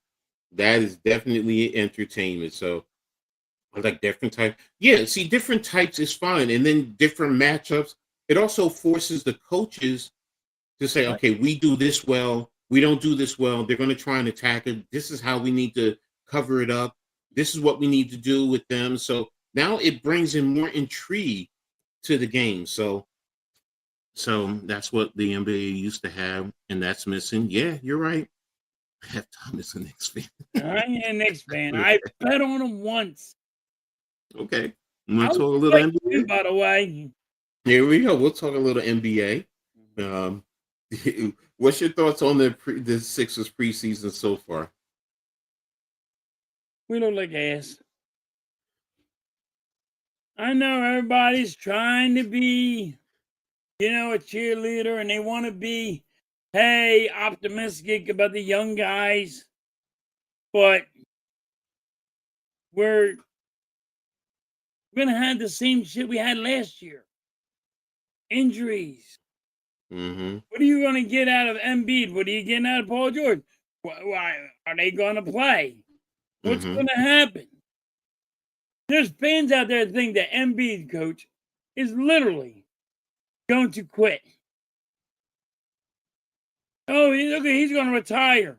He's got to retire. Yeah, he just signed a contract for $210 million. $250,000, coach. You think he's retiring? Oh, hell no. No. He'll sit on the goddamn bench, right? If need be, yeah. I mean, people are thinking, oh, well, he's going to be a good guy and say, because he made enough money. $250 million? You all need to have a reality check because there you go. Nobody's retiring if they're going to make $250 million. They're going to work your contract. Say, all right, pay me. I'll sit on the bench. And that's the problem. You don't know you're getting out of Embiid. You don't know you're getting out of Paul George. This team is built around Embiid. And if he ain't there, what do you got from him? You got these young guys, and people think the young guys are going to do it all. So you don't think that Nurse is holding them out? Just, they're professionals. They know what they need to do, and they'll be ready for the regular season. You don't think he's holding them out for that?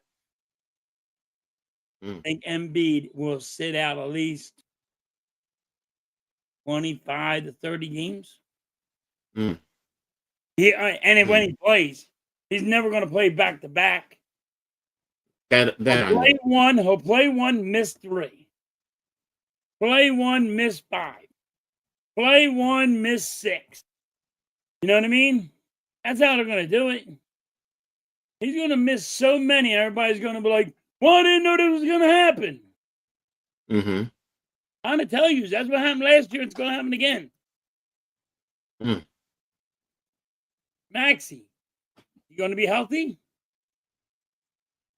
I mean, he only got hurt at the end of the year with a hurt pinky, but we get hurt a lot. More than a lot of other teams do. So, who do you think is going to have the biggest impact for your season? Positively, who's going to have the biggest positive impact for the Sixers this year? It's going to be Maxey. It's all around. Hey, this is going to be all counting on Maxey. They don't need Embiid. They have no much young talent and good backup big guys. I think he means too much young talent. So okay, didn't you guys just bring Grimes back too? Yeah. Okay, so for 1 year, y'all have a lot of young talent. Y'all definitely do. So I mean, but you want to compete. That's the thing, especially in the East right now because of the way the East is. I mean, you really don't have a lot of quote unquote elite teams in the East. It's more so in the West. Right. So Joe McCain, he's just getting off surgery, so he's gonna be out for a little bit. And everybody actually he just had surgery. He'll be back. It takes a lot to build that muscle back up in his hand, in his thumb, because he ripped that ligament off of his thumb. It ain't like it ain't a big surgery. Building this muscle back up in your hand, in your palm, takes a little bit. I don't know why people don't understand that, but it ain't like, all right, I had the surgery, because this part of your hand takes a while to heal. Your palm of your hand. That's why people they have carpal tunnel. They don't want you to cut their hand open because building this hand muscle back up takes a long time. Blaze says, wait, halftime. I thought you said they should play with the injuries, especially big toes and fingers. Yeah. Wait. They don't. I can't help it. They're soft, Blaze. I didn't say that. I got a ripped ligament on my finger. You don't see me help. I can't never work again. Literally, here it is. Ripped finger, ligament off, broken. Years. Guess what I did? Taped it. Called it a day. Man up. You remind me of Coach. Man up. You remind me of Iggy, man, back in college. Our middle linebacker one day came to the sideline. Now his thumb, you know how your thumb is like this? Yep. His thumb was like this. And he goes, Gladney, pull it out. And I'm like, hell no. Hell no. And then he went to the trainer. They taped it up. He had a big club and he went right back in the game.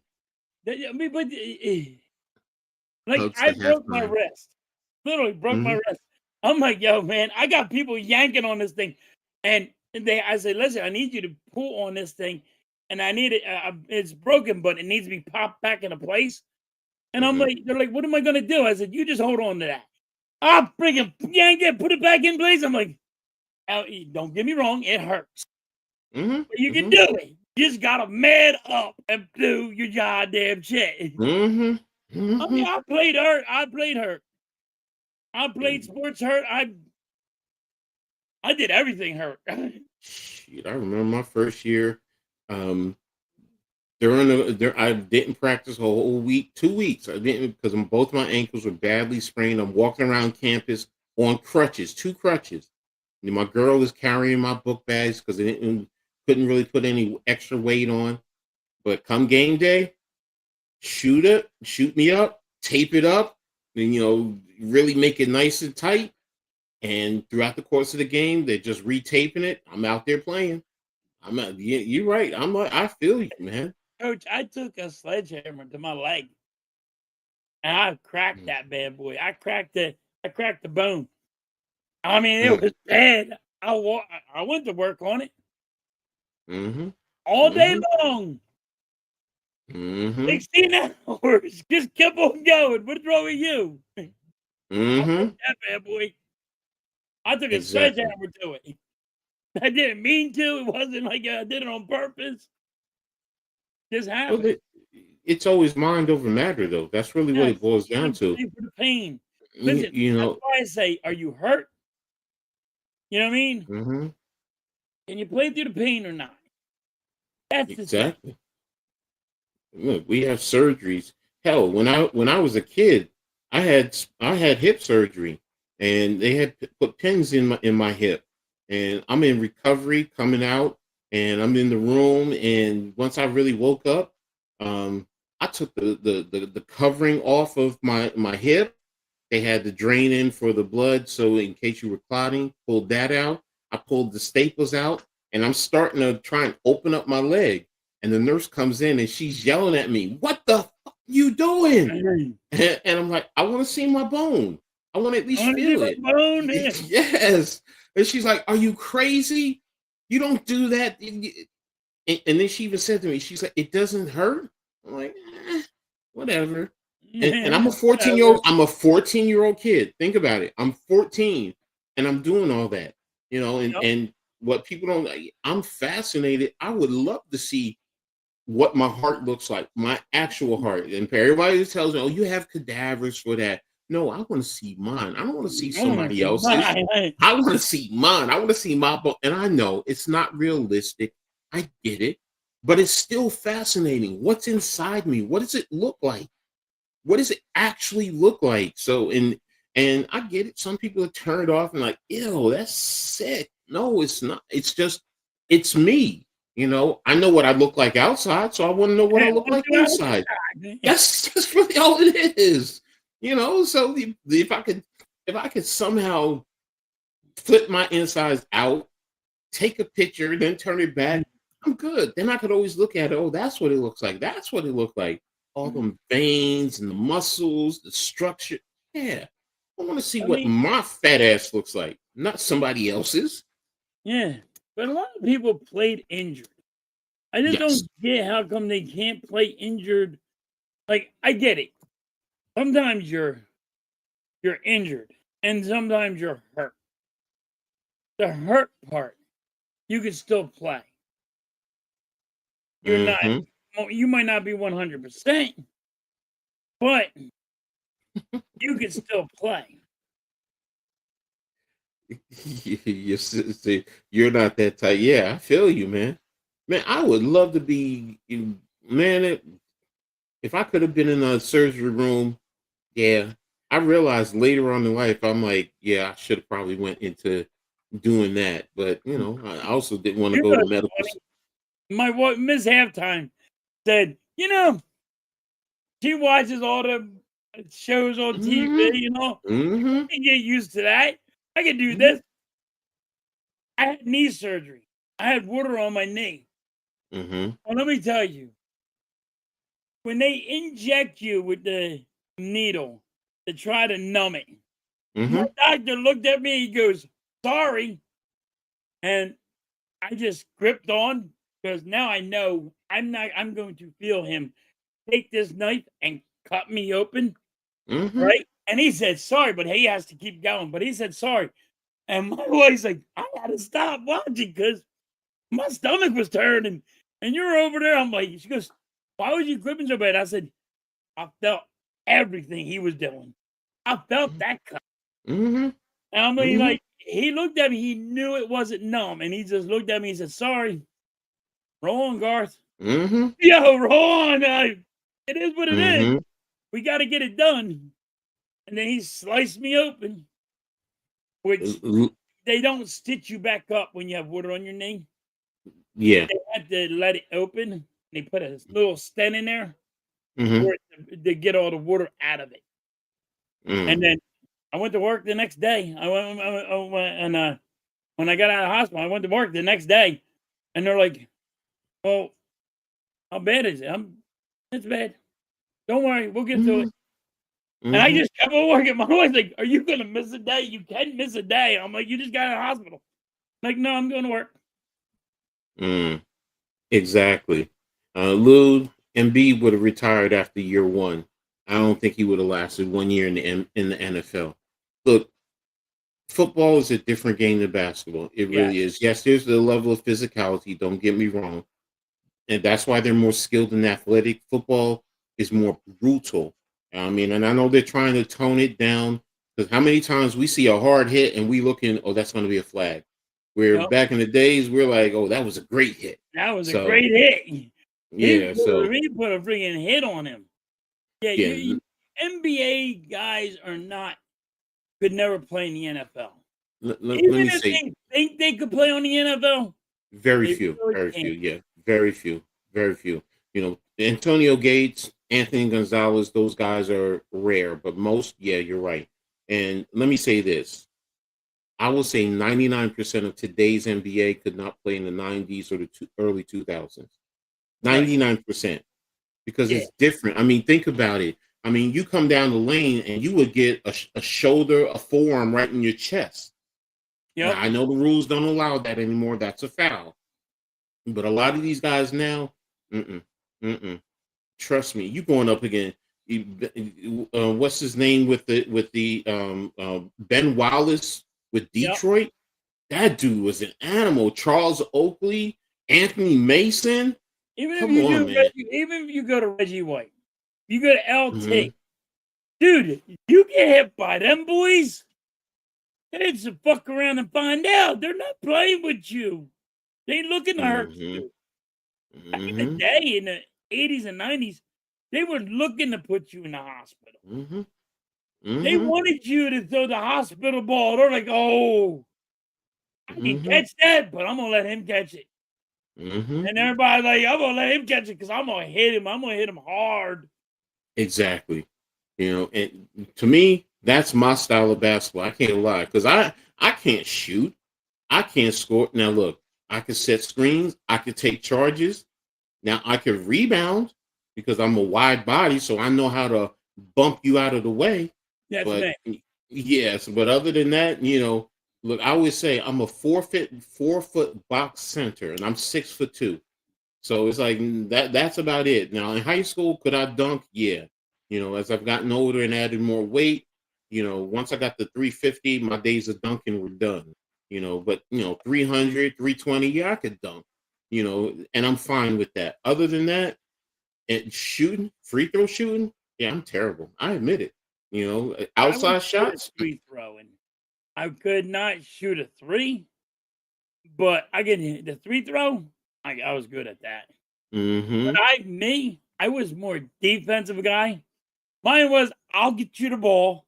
I'm gonna give it to the guy I know is gonna be able to score and dunk it. They're like, but I normally get fouled out because of the physicality. Yeah, that's me. That's me. That's how I was in high school. Coach, I shattered somebody's nose one time.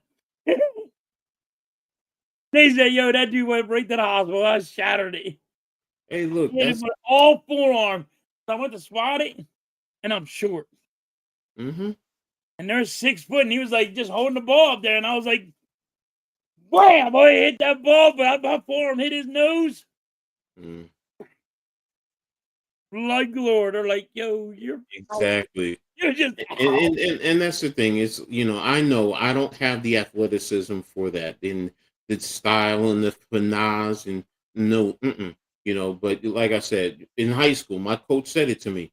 He's like, your job is to rebound and foul. That's it. Yep, and foul out. That's it, and set the screens. That's really it. Use up your 5 fouls. That's what I need you for, so the starters don't get in foul trouble. Okay, That's what I be was. physical, knock people around. And this is back in the '80s, so early 1980s. So just so y'all know, I'm old. So I get it. But again, different time, different era. And that's how I love to play. And that's why the '90s I loved, because it fit me the way I would play. Look, I'm gonna push you, I'm gonna grab you. Yep. Am I dirty? Yes, Yes. yes, yes, I agree. I yes, am. I know I am. yes. Even in football, I'm a dirty player. I'm gonna punch you. I'm gonna grab you. I'm gonna twist your face mask. You know, I Do whatever had I I can had do. I had pads because back in the days we had the big arm pads.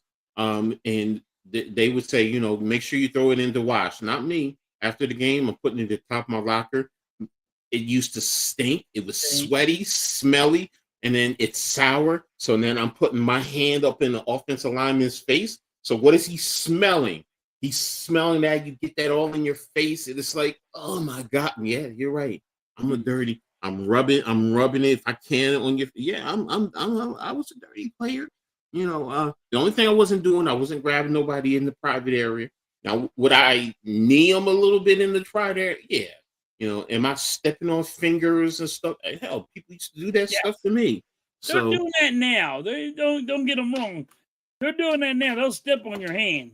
hmm yeah, that. Now I'm not Indomitius Sue stepping on somebody's head. That I'm not doing. I'm not that dirty. He's the guy I ain't was. stepping on his head. I'm not doing that. All right, No, he gets out of hand sometimes. I'll step on the hands and the fingers, the toes. Yeah, I'll knee you a little bit in the pile up in the private area. Like I said, twisting the face mask and stuff. Yeah, I'll do all that stuff. But basketball, yeah, I'm grabbing. I'm fouling you. I'm hip checking you as much as possible Yep. when I'm trying to box you out. Yeah, I'm doing all that. Because I'm a grunt. I mean, I know who I am, and I'm comfortable with it. So, but yeah, I mean, they would hate me in today's NBA. They would hate I me. They definitely. would foul me out in 3 minutes. I know they would foul me out in 3 minutes. So my six Yeah, fouls are but gone. they used to foul me. I used to get fed out so quick, but they're like Mhm. that little bit. It's all we needed. You're good. Yeah, exactly. So yeah, and I miss those days, man. I miss those. What's up, Damien? Thanks for tapping in, man. So, Um, Damien, really miss those. So let's get on to uh the question of the day. All right. So are you currently chasing what makes you happy? Why or why not will it change? So, and just so if people understand, what makes you happy? Some people are chasing money. Some people are chasing love. Some people are their career. I mean, are you chasing it? Yes or no? And do you think it will change in your life? So, are you halftime? Are you chasing what makes you happy? no, I'm not chasing stuff that makes me happy anymore. Why not? Got older. I got older and I got responsibilities, so I can't do what I used to love. My thing was I used to love gambling, Okay. and I still love it, but I don't chase it like I used to when I was younger. Okay. Okay. Got you. Yeah. No, that's fair. That's fair. I So, mean, but I'm really good at it, but I mm-hmm, just don't chase it because I got a family, I got kids, I got a house. mm-hmm, mm-hmm, mm-hmm, But mm-hmm, like, you want me to go play cards? I'm very good at playing cards. You want to play craps? I can play craps.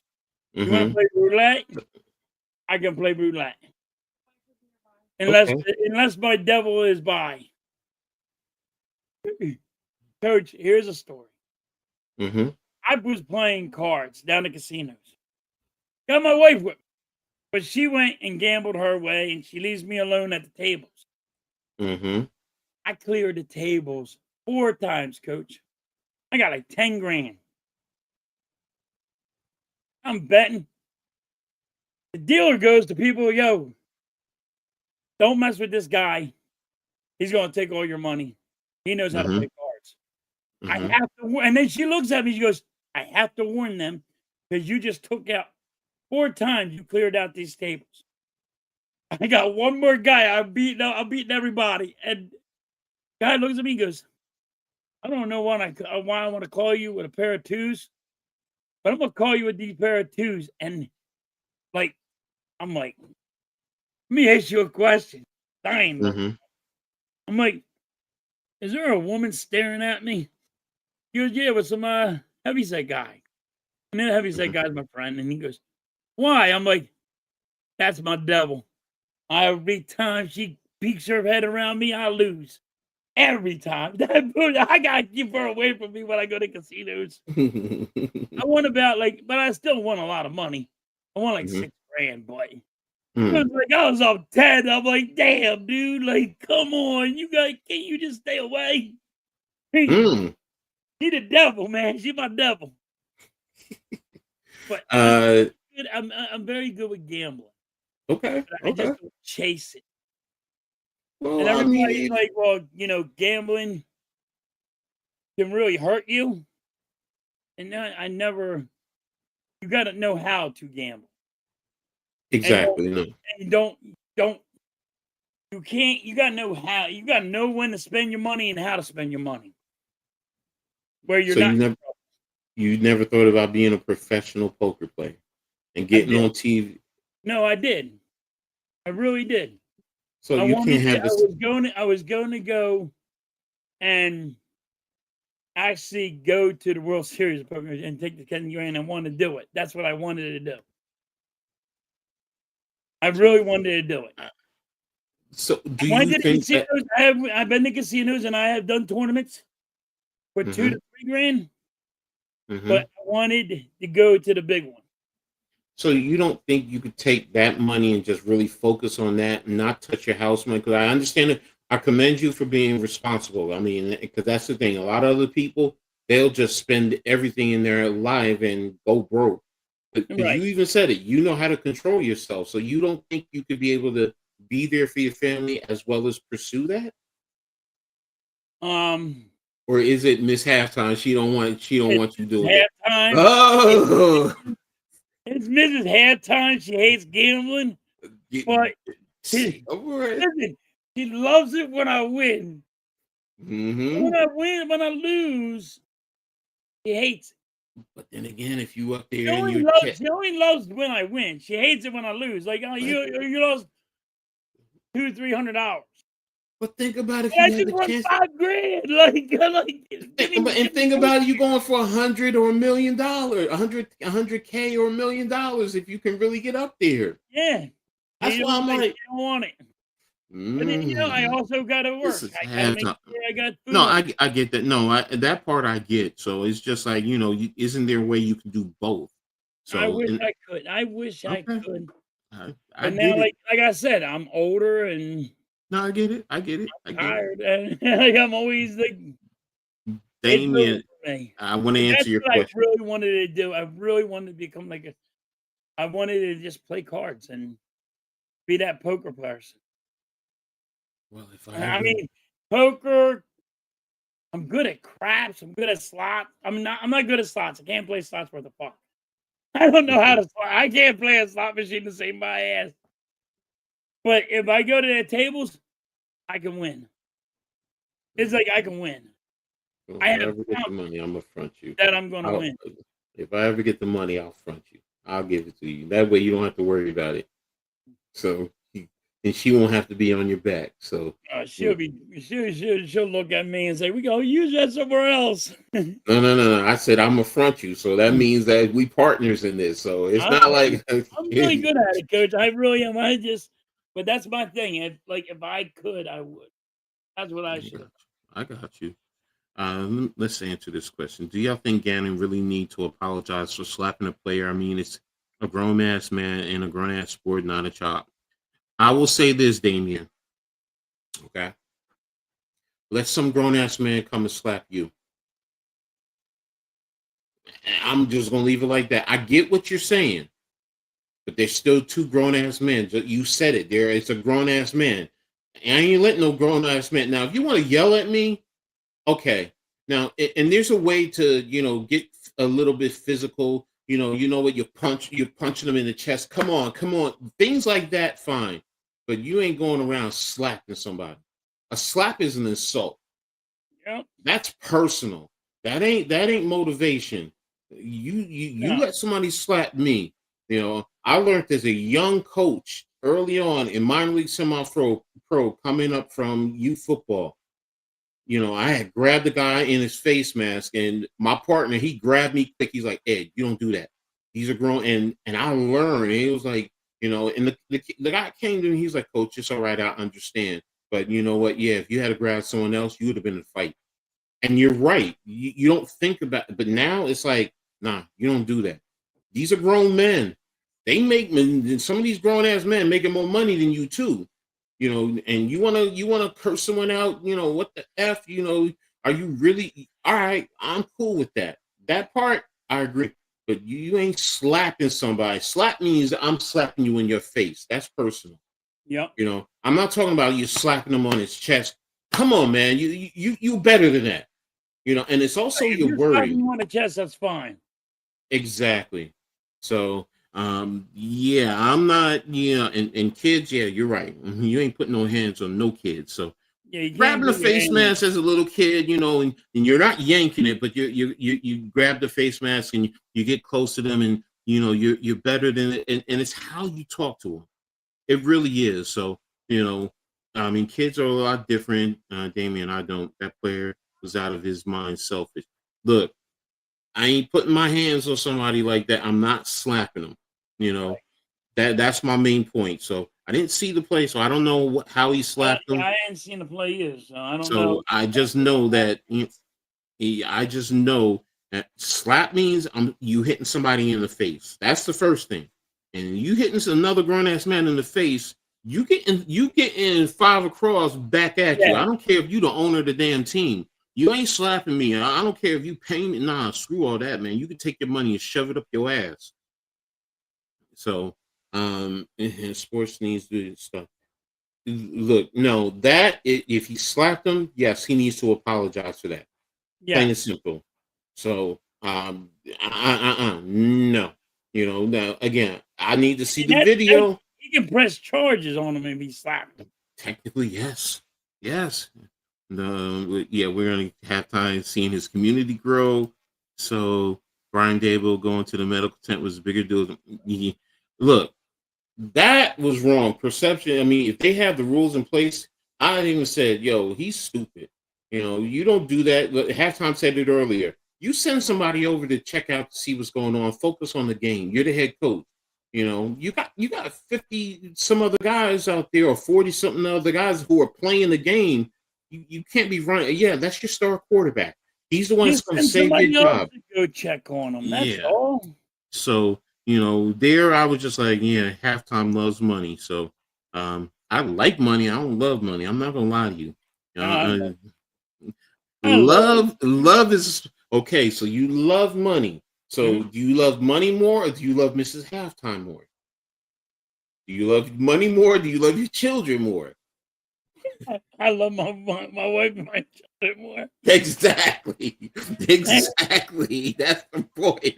So we all like money. See what she just said? No, you're lying. No. I love money. I love money. I don't love money more than you. I promise. No, trust me, I could tell he loves her more I than do love money. football more than you. I love my sports more than you. Yes. I Yeah. love my sports more than my kids. Yes. See, here's the thing. That's why, and I'm being very literal. The word love. See, you strongly like. Love means you will Strongly like, sacrifice I every. really, really strongly like Love money. means you're going to I ain't got sacrifice that much everything of it. for it. So, and that's why I'm like, when you say love, do you really like money? Hell yeah, we all really like We money. Do all you love love it? money. We all like 'Cause money. I'm gonna say this: Are you willing to go up and kill people for money? No. No. And see, that's the point. No. But you like, you're Well, not gonna go break the law for money. exactly, and that's there. But I know people. I know people that will break the law just to get money. Let's Yeah. be real, and we all Yes. know Yes. We people all like know that. somebody. Yeah. So, and that's why when people say you love money, all right, I all don't know. right. Yes, because if somebody would do bodily harm to Mrs. Halftime, I'm willing to Hmm. go to jail for her. My Exactly. kids, I will go to jail for Exactly. my kids. I love them. I'll go to Exactly. jail. I'll die for my family. Exactly. So, Then again, uh, Coach, I'd die for you, buddy. So he yeah, ain't saying much. yeah, no, I feel you. There's not a lot Sign of me people up, on. baby. Yeah, there's not a lot of people. Yeah, I mean, my first wife's brother. I used to tell people, look, man, I don't care if he's the last person. I'm down on the ground burning. I wouldn't even want him to piss on me to put the Yeah, fire out. Let my ass burn. That that's how it's like. Do you love? Do you hate? It goes to those levels. Do you love money? Yeah, I get it. We like money because we need it to survive and get by. yes. But But we don't have the kind of money that we would love to have. yeah, exactly. So your wife is also bad luck when I gamble myself. I don't win. So oh my gosh. Oh my gosh. Unless unless I'm playing poker against she plays Yeah, poker against you. yeah, playing against me. Mm, You beat me every time. let's not open that door. I don't want to open that door. TMI. I'm not trying to go there. I don't want to know. I don't want to know. So, listen, gambling is like All drinking. right, Oh, sometimes I let her win. yeah, yeah. Look, yeah, you're right. I mean, heck, even like football, sometimes you, mm, your kids are around you. Huh? No. Okay. Look, you know how much I love football? I was with a female one time and we were about ready to be very intimate or whatever. Got a phone call like, yo, we're going to play a football game. Do you know I got up and left her and she was pissed off at me? I don't care. I don't care. Back then, because I could go play football? Oh, hell yes. Oh, hell yes. So, yeah, that's my vice. I admit it. His head done that once or twice. Like, hey, we going to go football. We gonna go do this. And I'm like, Mm-hmm. oh, it's gonna be football. She be like, you love football more than me. Yeah, no, I feel you. My kids felt like that back in the days when I was coaching. Like, Dad, you would go to this or that and leave us, and I'm like, I love y'all. I put food on the table, a roof over your head, clothes on Yo, your back. Now I'm going to go do what I want to do. So now because if my I brother's gonna have like, oh, we got Christmas at my house, and I'm like, I'm not coming. I got the Eagles game to watch. Oh, you mm-hmm, can watch it here. I said, no, because I yell at my TV and I curse. And you all tell me mm. watch your language and you can't do this, you can't do that. You got rules. I like that. Well, you got kids here. You can't be cursing the way you are. I don't know what the hell you're talking about. This is why I don't belong here. All right, so he slapped him at his side. So I mean, yeah, if you slap him out of On the anger. side, but is he slapping him on the butt? No, Oh, I think it's on the side of the head, and he's out of anger. he's See, slapping on the side of the head? no, he said he didn't slap him in the face, or he slapped him. He slapped his side. Well, if he slapped the side of his helmet, yeah, no, I have a problem with that. If you're talking about the side of his shoulder or something like that, nah, man, come on. That No, part, I'm ain't like, no nah. pat him on the Yeah, shoulder. what's going on with you, man? You got pads on. Yeah, then it's If like, he's if he is going for force and smack him in his head, all right. Yeah, maybe. all right, Lou. I'm gonna try and find it and watch it and see. So, But if you find that, you let me know. You send it to me. Nick said, "Why am I forcing you to choose?" Some people do love money. Our country, yeah, you're right. Greed is we live in a yes. I'm Yeah, not I greedy. I agree. ain't Only greedy. our people. I ain't greedy with money. Yeah, with I would more never normal do people like money. You're normal. You like money because you know what the benefits of it. So that. it's not. It's that's what I mean. You're not. You're not going to sacrifice the good of your family for money. No. No. Look. If somebody said, look, you gotta, harm one of your child, and Yeah. the others will I'm not find it giving for one of this my month. No, no, kids. no, no, no. Now, if you want to say harm me for money, that's a different story. To help support my family, different story. Right. But I'm not hurting. But our society I'm not said greed is hurting normal. somebody. I'm not gonna break the law Yeah. for somebody. No. And Lou, you're right. I am crazy. Guess what my name was in high school? Crazy Eddie. And if there was a Crazy Eddie. His prices are insane. Yeah. So yeah, I was Remember crazy. that? Yeah, I was crazy. Look, man, I used to take a stapler and I would staple my arm all the way up and down, put staples all in it, and then I'd pop them all out and I'd start bleeding and I'd lick it. And everyone look at me in high school like, ew, you crazy. Yeah, you're right. You're right. But you also know what that did? It also, most of the people that wanted to, nah, man, he too crazy. Except He's out Willie. there. So Yeah. we used when I played baseball, Mm-hmm. when we were sitting in the dugout, we had competition. We used to take an eraser and erase our skin. Mm-hmm. Hey, how much pain you can deal with Mm-hmm. as you keep on erasing your arm and see how big of a mark you can leave. Like mine was out to my elbow, blood dripping down my arm. I'm See? catching blood dripping up my arm. I go, you all right? I'm I'd like, be yeah. right.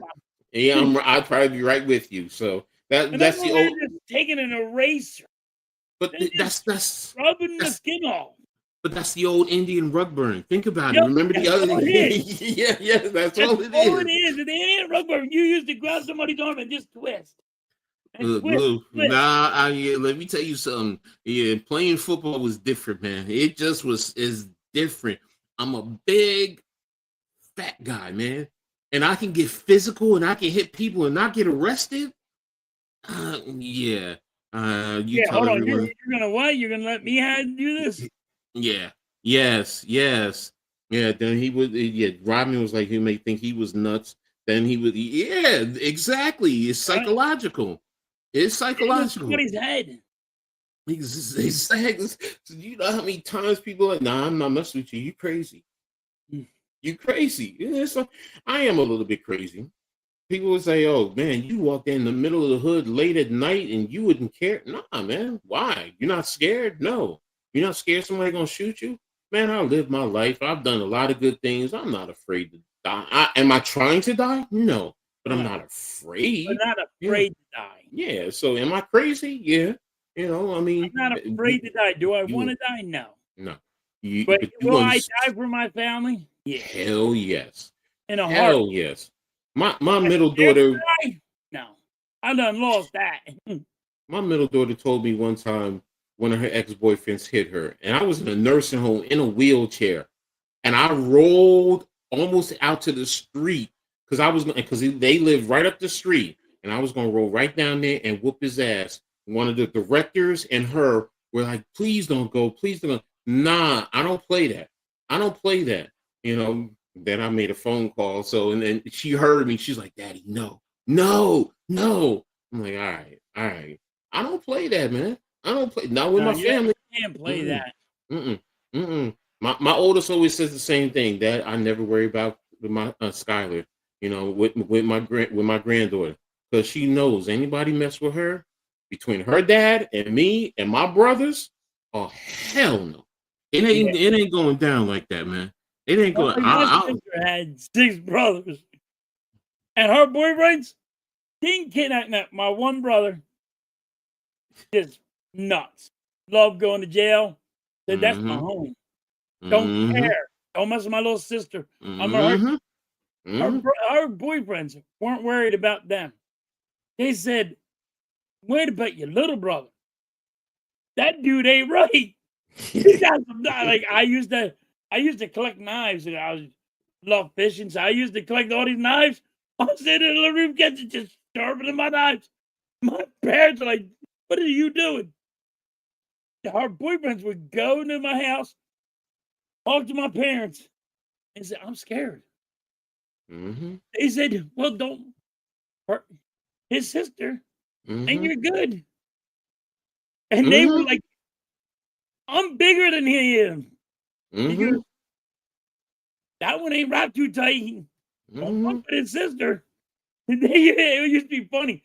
Then my sister would beat them up. I'm like, "You got beat up by my sister, dude. You worried about me?" It was funny, but my 6 boys, 1 girl. You know how to throw her hands. That's my sister. Yep. She got nothing but brothers, no biological sister. So shoot, I mean, it was one time when we lived in Rawway. She called me and she's like, "Ed, Kiri hit me." And literally, if I drove to their house, I'd be there in probably, if no red lights, I'd be there in like 2-3 minutes. Yep. I ran to her house and I was there in 5 minutes. So, because if you walk, it was probably like a 15-20 minute walk, give or take. I was there in 5 minutes, walked in the house, snatched Kerry up, lifted him off the ground and slammed him on the wall. And then I was about ready to just start beating his ass. And he's like, "Yeah, I didn't hit your sister. She hit me. She hit me." And then my sister was like, "Yeah, I did. I did." I was like, "You know what, Tara? This is the second time in our lifetime." Because she also did that. Like her twin brother, my brother Derek. When we were living, I think I was like, they were like teenagers, like 17, 18, and I'm 20s, my early 20s. Next thing I know, my sister's crying. She's like, "Derek hit me. Derek hit me." So I'm like, and he's like, my brother's, he's small. Like I'm 6'2", 300. Then I'm like 315. Played college ball. So I'm well defined. And he's 5'6", 5'7", little skinny thing. He's like, "I'll fuck you up. I'll fuck you up. I ain't scared of you." So I was just like, knock it off, knock it off. So he pushed me. So we started fighting, slammed him on the ground, then started stomping on his head. And my sister jumped on my back and pulled me down, and if I fell on the bed. So back then, you remember the old vacuum cleaners with the silver rod, the extension rods? Yeah. He had picked it up and hit me on top of the head. So I looked at him and I laughed at him. So I'm like, "You really think that's gonna hurt me, bro?" So, and he looked at me and he's like wide-eyed and he's like looking at me and I'm laughing at him. So next thing you know, I'm like, "All right, bro, let's end this. We good, right?" So he's like, "Man, I'll kill you. I'll kill you." Because my brother's he has that mindset, if you push him, right? So I'm like, "All right, Derek, whatever." Next thing I know, I'm starting to feel something dripping down my head, a little warm. So I'm like, "Oh, no, you didn't. You cut me." So he's like, "I'm gonna kill you. I'm gonna kill you." I'm like, "All right, wait a minute." I go in the kitchen. I come back. The big knife with the long one. I threw it on the bed. I said, "Go ahead. You got one chance. After that, I promise you, I'm gonna rip your fucking head off." So he looked at me and he knew I was dead serious. So he ran out of the house, went and got to the payphone, called my mother, because she was at work. And then my mother calls the house. And I'm like, "Ma," I'm like, first and foremost, he's threatening to kill me. Him and Tar got in a fight. I came, he and I, whatever, we tussle. Then he hits me on the head and cuts my head open. You think I'm going to sit there and let that? I'll pack my things right now and y'all will never see me again. And she's like, "No, no, no, no. Just like," told my brother to go over to my aunt's house, which is what he did. And then this time with Kiri, that's when I told him, like, "Don't call me no more. Because you're going to get me to kill somebody and I'm going to end up in jail. Because I don't play that. I don't play that. You don't put your hands on my family, my close friends. Nah, I'll go to jail. You either going to kill me or I'm going to go to jail." you know, and I'm not gonna run. Oh, they're gonna call the police. No, I did it. I did it. I'll be honest. I did it. I did it. I'm ready to do my time. My dad always raised me. Don't do the crime if you ain't ready to do the time. Do the time. Yep. So, and Lou, I respect you. I worked as a sub. I wanted to be a teacher working in the school district, so I understand how challenging it is. So, and you know, you play like Scatbo as a quarterback. So, yeah, I love psychology side of it. Yeah, I mean, psychology in sports is, man, especially the trash talking, trying to get into the other guy's head and the little things that you trying to. Yeah, hell yes, man. I love it. I love the chess match. And yeah, AI it was straight gangster, man. You know, I mean, coming from, what's he from, Norfolk? I mean, yeah. Coach. What is it like for you to have a following here on YouTube? Did you ever think Nick? I respect and appreciate everyone. You know, do you want to have the following and be popular in a sense? Yeah, but I also, you know, I can't let that lose focus, because really what this was for initially, this was about giving me purpose, because for those of you who don't know, I'm disabled, and you know, I use walking devices in a wheelchair, and I'm trying to get back to being the big sexy fatty that walks around chasing and having the ladies chase him. So, but seriously, you know, sometimes, you know, being disabled, being at home, you know, you just lose yourself, and this gives me purpose. You know, do I want to get back out on the field and coaching at the game? Hell yes. Do I have little proteges that I talk to? I break down their film and give them advice? Yes, I do. You know, so I just look for a purpose, and that's what this is about. Now, if it grows, great. You know, I mean, you know, I have, you know, on YouTube, you know, 400 whatever followers. I appreciate and love everyone. I'm thankful for you all, you know, but if I had one, same thing. If I have 10,000, the same thing. You're gonna get the same Ed that you see right here. So I appreciate you all. So thank you, Lou. Newport News. Thank you. You know, so my man Kenny's lives down that way. So you guys do a great job. I don't really drink anymore. I use edibles, and got 2 ruptured discs in my back. And bro, I just halftime will tell you, I just had spinal surgery back in October, November of last year. I was in a rehab for a few months just to be able to get to getting home. So I know what it's like. I know the pain, you know. So, and if my apartment would allow me, yeah, I'd probably be doing some things like that too. But I got to use medication because we can't do stuff like that here. So got to play by the rules, which is, you know, but I wake up every day, pain. Sometimes I'll be honest with you, there are days it takes me 6 hours just to get out of the bed, and I'm awake, but physically I just can't do it. So, and then there's the other days I can get up, you know, got aid service will come in to help me a little bit. So yeah, I know the struggle, man. It's tough, but appreciate you, you know, like you said, you being in the school system, you know. So that's what I was trying to do before I got sick, you know, what, almost 10 years ago. So close to it. So yeah, I got some messed up disc too. I got 2 in my neck. I got 4 in my upper back.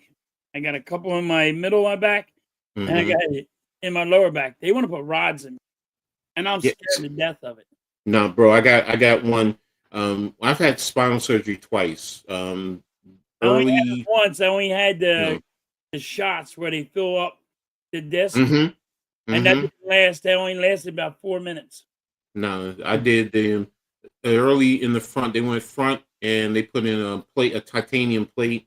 So I've had that since 2002, 2003, and then last year they took out part of my spine, and then they put the rods in because it was compressing on the spinal cord, and he said a little bit longer I would have been paralyzed. So it's just like, yeah, I gotta, you know, do what I gotta do.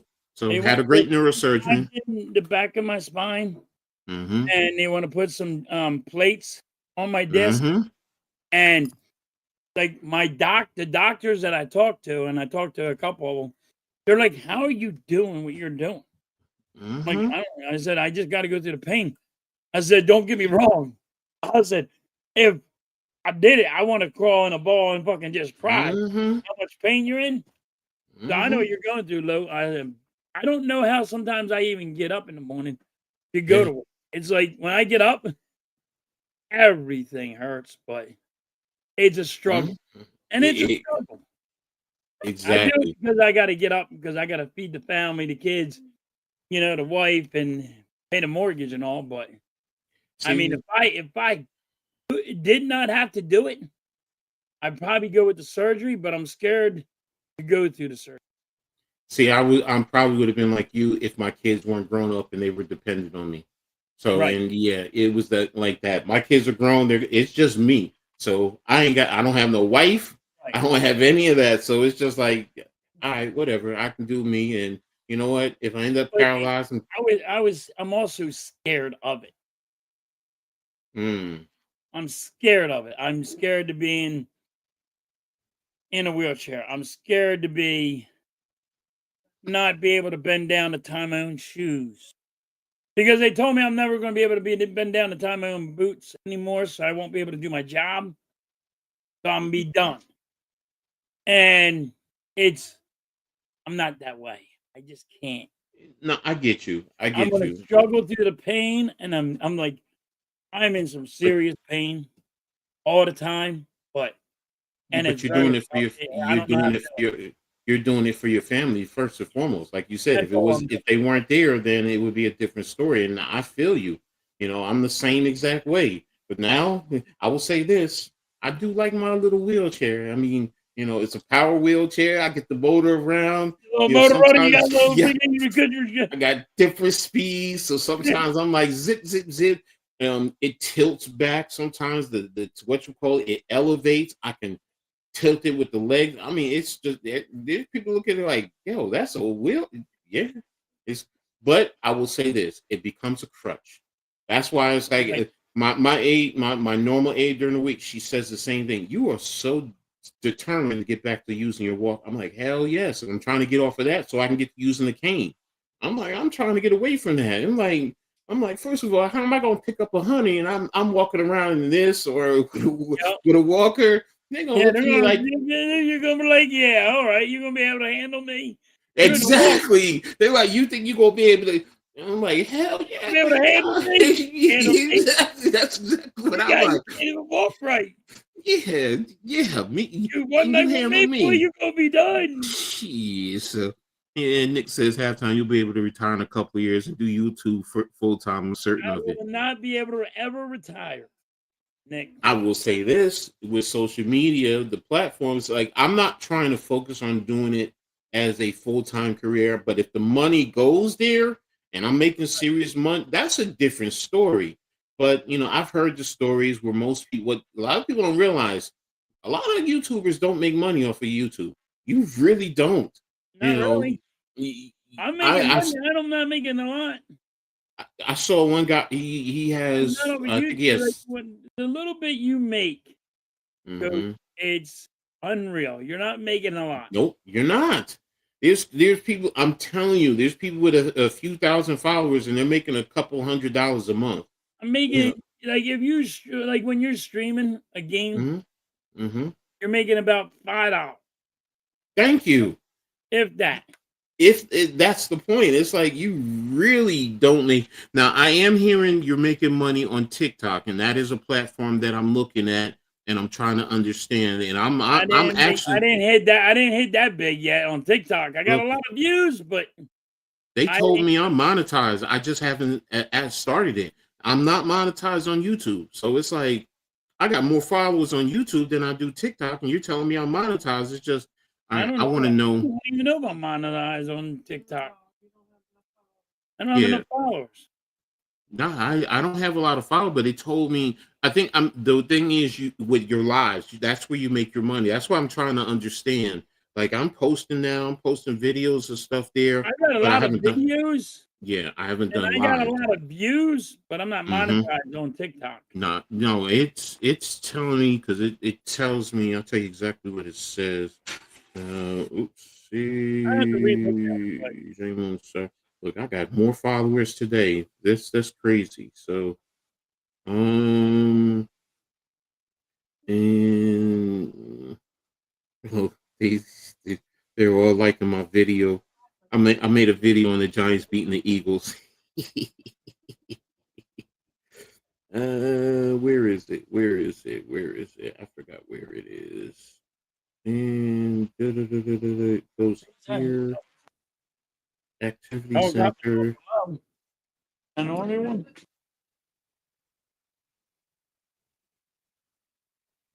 Oh, Yeah. 250th anniversary. Hmm. It's We your got anniversary. we got a base around us that's a 250th anniversary, and they got helicopters and jets flying above my house. Oh, it sounds like you close to McGuire. No, I'm close to just a regular airport.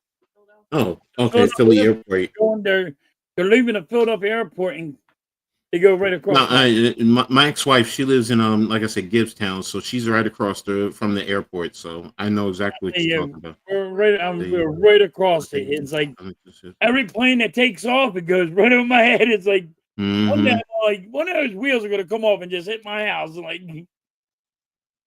They will still run ads on your channel and just not pay you. Okay, Sam Darnold has a season. Oh, okay. To see, I'm not even looking at a football game right now, so it's just like I'm enjoying doing this. So, and what makes me happy, I didn't answer that, is coaching and being a teacher, and which is another reason why I am doing this. So, in a sense, I've just changed the avenues. I'm still going for it because a lot of you guys tell me you learn stuff from me, so that makes me feel good. I'm still coach. I still have my little proteges. One of my former players, I call him my son. His son is actually as a freshman starting on one of the top high school parochial high schools in Jersey. So it's like okay, Ramir's doing this thing. So I'm like, all right. So he already has offers from a couple of mid-level D1 school FBS schools. So we're trying to work for him to develop his game so he can get some big time, because then that's where the NIL comes into play. And and me and Rod, we joke here like, well, Pops, if if he gets a big NIL, we're going to hire you as an agent, because technically I can be an agent. So because my degree is sports management, so I can do anything in the field, and I can get certified as an agent. So, and they I know that stuff. I've done contract negotiations, so I know how to read contracts, break it down. So my sister always jokes. She's like, "Ed, you probably would have been a good lawyer." I'm like, I don't know. I'm just not good with the justice system. So, but yeah, ultimately, that's me chasing my why. So, and when things happen, I adjust with it. So it was coaching, it was teaching. As a manager, some type of a position to teach and lead. So, but yeah, there you have it. That's my why. So, last thing we're gonna get into will be hockey. Um, how excited are you that the NHL is here? I'm really excited. Flyers got screwed the other night. I mean, they won the game, and then the refs put it away from them. Mm-hmm. But they're showing that they can compete with playoff teams. So I'm excited about it. Okay. Okay. What are your expectations for the Flyers this year? I got the Flyers going they'll make the playoffs. I don't have them going far deep in the playoffs. They'll be in the Mm-hmm. playoffs, though. They will make the playoffs this year. Mm-hmm. Mm-hmm. They'll be good. Okay. Rick Tocchet is a good coach, so.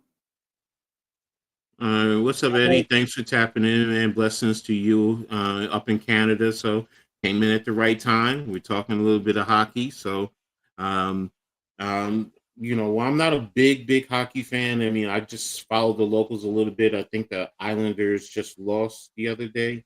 Yeah. The Rangers and the Devils. So whichever team is hot, that's who I'm rooting for in the playoffs. So, I'm a casual hockey fan. I like hockey really to see fights. I ain't gonna lie to you. I like I Yeah. like violence. The violence, you want to watch violence? There you go. Watch hockey. Look, hockey is the right sport. When two guys want to get at it, let them fight. You penalize them afterwards, but let them fight Yep. it out. Everyone else back up. And if every other sport, I tell you, I guarantee, as Charles Barkley would say, I guarantee in basketball, if you let two guys get at it, a lot of them boys would just back down. Oh no, I ain't trying to fight. I'm not trying to get at it. So he says the Islanders will be better this season. Okay. So, but yeah, that's the thing. That's what always drew me. I had friends who played it. First of all, I can't ice skate. Can you see a 350? I got on skates one time, and instead of your feet being like my feet being like this, my feet went like the feet like this. So you got to build your ankles stronger. Yeah, it's just like, and see, I had bad ankles in college, so it always had to get it taped, and nope, and then now look, because my friend John used to say, man, if we could get you on skates, do you know how much fun you would have smashing guys into the wall? He like you probably would make a lot of guys quit, because he's like, you're 300 plus and going fast and crashing into the wall into these guys, you probably knock them out. Yeah, that would be fun. That would be fun. It is fun. But then again, guys hit me with the sticks. Then it's like, oh no, we fighting, man. Drop You just slashed me with that stick. That shit hurt. I'm punching you in the face. Yes, exactly. So, but yeah, as far as in New York, I mean, there's 3 teams, or 2 in New York, 1 in Jersey. So there you have it. Not like you down in the Philly area, you only got 1. So I just got 1. You're I love lucky. my 1 though, man. I love my 1. I hate there you go. So I love my 1 team. Yeah, he's like, I want the field out back to freeze this winter. I'll be skating 6 hours every day. There you go. See, that's like me back in the day playing football as a kid. You go out there, doesn't matter. Ice on the street, you play tackle football on the street with its ice. There you go. I respect your hustle. 6 hours every day being out there skating. Now if I lived in Canada, I probably would have played hockey there. So, No, where I used to go ice skating when we were kids, it was right behind Joe Flacco's parents' house. We didn't know who Joe Flacco was. He was just a kid, But we went right, like we were walking. His parents' house is here, another house here, and we'd walk right between them both, and they would sit out back, and we're like, sorry, we're just trying to get to the, the pond. You're good, and she'd watch everybody ice skate, and they would watch everybody ice skate. They have a big flagpole in front of their house, and they used to fly Eagles and Phillies flag. And I remember it, and I'm like, then I found out it was like, this is Joe Flacco's house. I'm like, he used to cut to the back of their house, and you could get in trouble with it, but they were cool people and never let it go. They're like, go and have fun. That was it. That was so cool of them. Then we get our skates on and we go ice skating a little bit. Just real quick, ESPN. Just real quick. I just posted that up there. I just got it over my phone. Penn State fired James Franklin. Oh, wow. I was not expecting that. Oh, wow. Blaze, if you're there, let me know. Wow. And no, I'm not in the Philly area. I'm actually in North Jersey now. I'm a Central Jersey boy, so I live literally grew up around Rutgers, so I was in that area. So, but yeah, Blaze, if you're there, let me know, because I want to hear your thoughts on this. So, yeah, I'll be tapping into that for the rest of the day. So, but let's get back to the hockey. So, who do you think is the favorite already? Why would they fire him already? because he's lost 3 straight games, and one of those was to Northwestern at home. Northwestern is, is not projected to be well, they're a middle of the pack team. So, but I always thought that if they fired, I heard, there was issues with his money. So I'm just trying to see if anybody posts anything. I don't have anything. Oh, they got volleyball. Ooh, volleyball. Yeah, yeah, baby. Yeah. So, but yeah, that's I guess Blaze is not here. So but no, Eddie, I'm not in the Philly area. Like I said, my ex-wife is, she's down there. So really Belichick last and James Frank. Yeah, during this season, yeah, that's crazy. So yo, you still on? My son played 11 years of Flyers youth. It's an expensive sport. Most sports Yeah. are, even football is. I mean, you have to, $5,000. yeah. $5,000. And then you got to buy the equipment. Exactly. So yeah, James Frank. Pete Thamel reported it. Yeah. So yeah, there it is. There's another one. So yeah, this is ooh. So who do they bring in? I Yeah, thought James that's a Frank would be huge fired, move. but I thought it would be.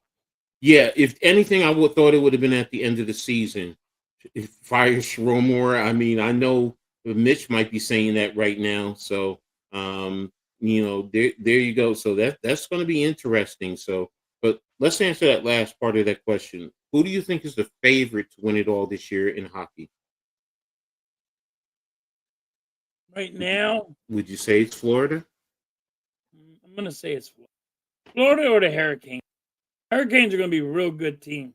Oh, Carolina, they're going to be a good team. Okay, I'll be watching Carolina that. should be a good team, but And let's see, they look bad. Yeah, they look bad. So they lost 3 straight, and one was to a team that hasn't won all year, and they just yeah, UCLA just won last week, yesterday, so they're starting to play better.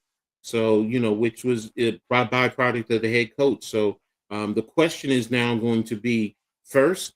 Here's the thing in college now: these kids have 30 days to now transfer out. Once a coach is fired, they can now leave. So will they leave? And this is in the middle of the season. So, and they still have a chance, possibly, are they going to depending. leave or are they going to find out who the coach is first? But see, that's the thing. The rules say they have 30 days to transfer out, and once the coach is fired, they don't even have to, which is hard. Do they have the opportunity to see it's in season? So now if kids want to transfer at the end of the season, that's another different story. So and there's going to be a lot of schools calling someone, reaching out to these kids, or behind the scenes. Hey, if you want, you can come over here. Rutgers. So let me stop. That's wrong of me. I know that's wrong. Dave, actually, did you get a Flacco autograph? No, Dave, but I did yell at him. Okay. I did yell at him. I yelled at him from- and his brother. He's from Audubon, right? Yeah, he's Yes. from Audubon, right? Yeah, my man, crazy Tom. He used to cover a lot of the minor league semi-pro games. He's from Audubon, so yeah. Penn State was projected. I thought they would be. Yeah, Mose, I just reported it. So I thought they would be. This is surprising, especially during the season, that they would fire him now. If anything, I thought you would at least wait till the end of the season, so, but hey, you never know. This might spark the kids who sticks around and, they go on and they can make a run. And, with can a 3-team get into the playoffs? So let's just say they make a run and they play a lot better. Are they in position to get into the playoffs? So that's the first time. The first time I ever watched a team win the Stanley Cup live was in '74, the Flyers. Oh, okay. Dave thinks the Panthers are the Oilers. Okay, Edmonton. Me too, Eddie. He was born in '84, so I never saw the Sixers or Flyers win it all. So, you a baby. You are a young pup there, Ed. I mean, Lou. '84. Wait a minute. Oh no, that was my junior year in high school. So yeah, you're you young gun. So very cool. You They think got I'm young, coach. Come on. You'll say I was young. I'm young. Well, you are younger to me. You're a young pup. You You know. don't say I'm a young pup. Everybody young pup to you. Yeah. So that's what I thought, Coach Ed. I'm not surprised Franklin was fired. I'm surprised they did. Yeah, that's my thing. I could have seen at towards the end of the season with the rules. It. Now I will say this. That's probably also the boosters and all of those people with the money pushing for the change. Yeah. So they're like, now again, it's first of all, what kids are going to stick around? They just lost their quarterback also for the season. So, Right. so yeah, it's probably that's what I'm wondering. And a lot of teams in the Big Ten are going to don't be surprised. Ohio State, Michigan, Rutgers, starting to try and get some of these kids. And a lot of these kids are from the local area. So, it's going to make a lot of sense to see what happens. So, that right there is probably the biggest fire. And a lot of us were wondering if it would happen by the end of the season, but just not in season. The team Flyers used to hang in a restaurant in South Jersey called Rex's. Yeah. Okay, didn't know that. So, wow. So hockey's going to be interesting. I'm going to be tapping in a little bit more. I don't know all the rules, so we'll see what happens along with that. So, you don't have any streams now going on this because the Phillies are done, right? Huh? You don't have any streams. You don't have anything set other than this from now on, right? Just this This today. and with Mitch. Yeah. Oh, okay. So What was it called again? Adelphia's used to be where the Flyers hang out after every game. After every home game, if you go to Adelphia's, Flyers will be there. that's in Philly or in South Jersey? In Jersey, right in Deptford, by the Deptford Mall. Okay. Yeah, They after every home game, they go there and they chill out. oh my God, you said the They used Deptford to. Mall. I don't know if they do it anymore. My ex-wife used to kill me between there and Cherry Hill, man. Those two malls. Oh my Oh gosh. God, they're so annoying. Yeah, but it was just like, she want to go and, and the first thing is we're both working at the same job, basically making the same money. She has one child, I have three, and she wants me to spend my money. You know, So, yeah, she didn't want to spend hers. She wants to spend yours. Mike is talking about in the 70s they were at Rex's. So okay, so that was just back then. Okay, understood. So I mean, I don't know if they do Adelphia's anymore. I think they do, but they used Mike, to. on the NHL website, there's a great photo of Clark, Leach, and Barber together at an event this August or September. Okay. Mm-mm.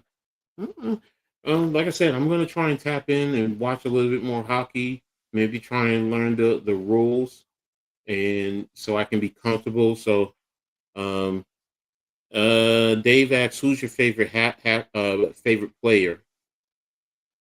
Who's my favorite hockey player? Yeah. Um, Wayne Gretzky. Mm. Wayne Gretzky was so unbelievable that the dude would sit on the boards, lean on the board, chilling, just so we watch a play being made, take off, take the puck, and put it in the net anytime he wanted. Yeah, Wayne Gretzky was one of the greatest. I know they called him the great one for a reason, because he was that great. He would sit himself right on the board, just leaning there like, well, that's Wayne Gretzky doing nothing. And watched the play develop and said, all right, I got it. Pass it to me, I'll put it in the net real fast.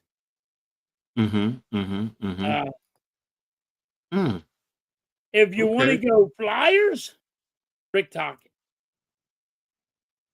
Rick Tockett's my boy, man. I'd live and die with that dude. Rick Tocchet would be, if you want to go just me talking Flyers, it'd be what you call it? 770. Bobby Clark lived in Mount Ephraim. Okay. I know what Mount Ephraim is. So, Can't stand Bobby Clark. Why? He kind of hurt Eric Lindros's career. Oh, okay. He was They the made manager. him sign a contract, and yes, his parents are involved, but Bobby Clark came up with a contract like Wayne Gretzky did, and Mm-hmm. Larry Lemieux, that you don't check people and you can't hit people, they won't hit you. But that didn't work out because Eric Lindros came across the ice, put his head down. Mm. Okay. I mean, Bobby Clark was a good player. He just hurt Eric Mm-hmm. Lindros' career. No, I got you. Some people are better as players as opposed to coaches. So, halftime, that was a myth. Sorry. Oh, okay. That's not a myth, Mike. 100% not a myth. Mm. That is Oh not my a myth, buddy. gosh. It seems like every news outlet is reporting this now. Everyone is. Okay. I guess I gotta go make a little video talking about it. So, Now you see the video? yeah, just a little bit and create something and post it on my YouTube. So, um, Yeah, everybody's reporting. maybe, yeah, that's why it's like my phone is just blowing up. I mean, I was looking at Twitter just real quick, and it's just like everything On is, Twitter, there's like 9 in a row. Like, he's fired, yeah, he's fired, he's fired. exactly. So, and I got a couple of people. Looks like they're posting. Yep, they just created spaces now. It looks like to talk about it. So, and I'm going to be tapped into a couple of Big Ten spaces. So, we'll see how it goes. So, what else does he say? Bobby Clark was very unprofessional the way he dealt with Lindros and his family, which Yeah. is points to what you were talking about. His contract on his rookie deal and the lockout had a lot to do with his issues with. Now, Okay. the lockout did have a lot to do with it, yes. But the contract where he made it, where Eric Lindros was not allowed to check anybody no more and be the physical person that he was playing, that's a contract Mm-hmm. that he signed because of Bobby Clark. Mm.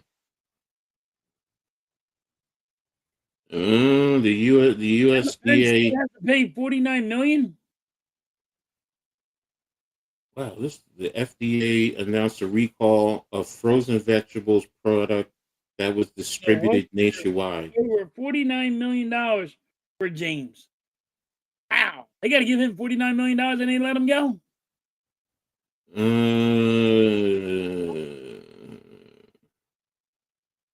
Uh, for those of you, just the FDA Snowpack Foods of Caledonia, Minnesota is recalling its Delmar 35-pound bulk organic frozen spinach and Snowpack 10-ounce organic frozen cut spinach because there's the potential to be contaminated with listeria. So if you do have those, um, contact your local distributor and see what you need to do. Everyone be safe, with those frozen vegetables there. So, just look, I get everything on my phone, man.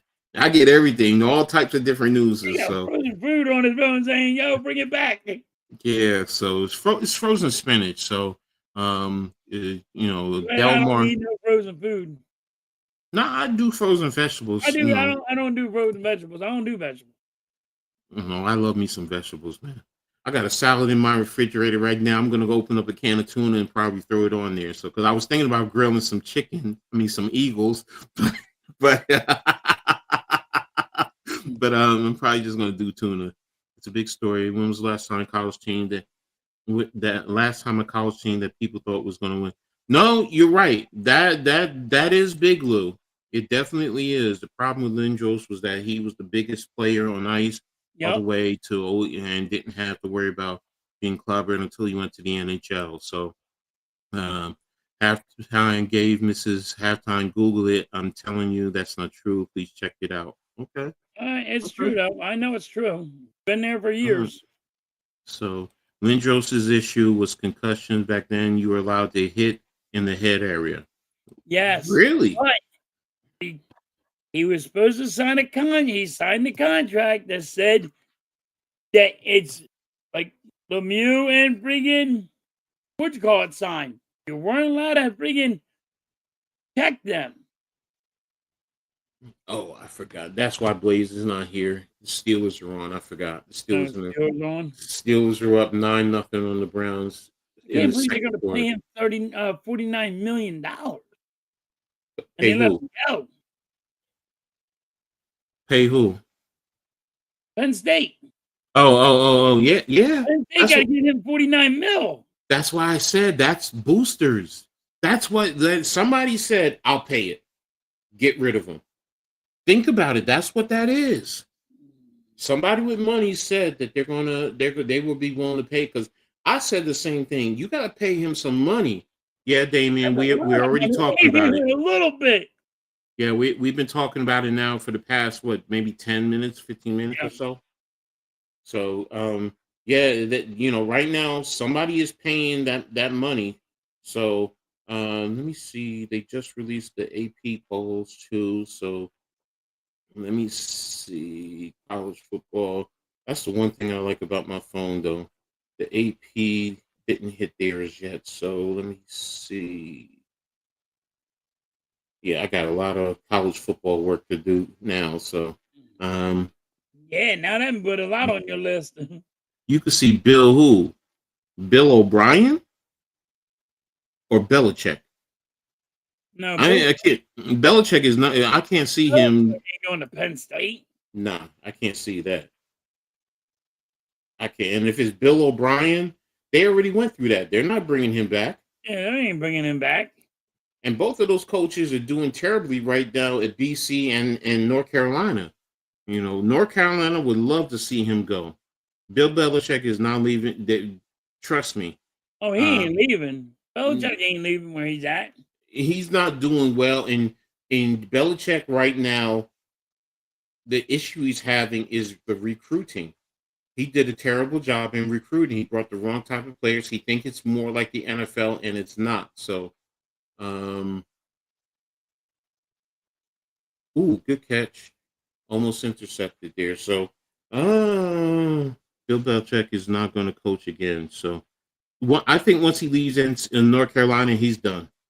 He's done. You might as well go to TV, be like Nick Saban, and that's it. So, now look, could I see Nick Saban going to Penn State if they really wanted to bring him out of retirement? Yeah, I could see some of that. Yeah, he is the next to get fired. Pay him tons of money. Yeah, I know that. And then you got to look at $80 million. Well, it also depends on what his contract is with Alabama too. So, so there's Bill got fired from NC.